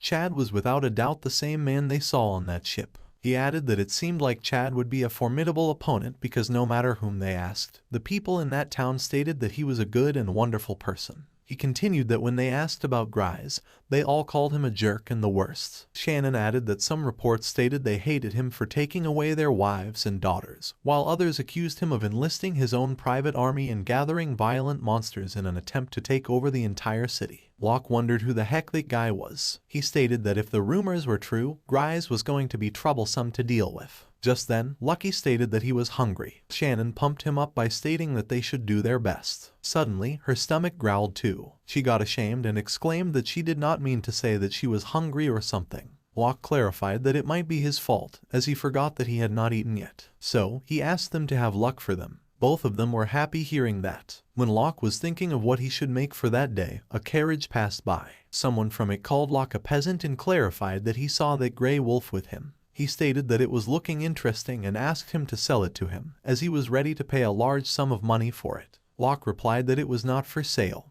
and he would not sell that to anyone. The man smirked and asked if that was the case. At the very next moment, he threw currencies in the sky like it was nothing. He clarified that he would buy that gray wolf for 20 times the market price. Locke was not pleased with his actions. He yelled at him and stated that he already told him that he would not sell Lucky for any price. The man called it incredible as there was someone in the city who did not know his name. He introduced himself as Grise, the only son of the richest merchant in that city, Grad Fandel. Locke got stunned and wondered if that was Grise. He called out that he was a stereotypical definition of a nouveau rich.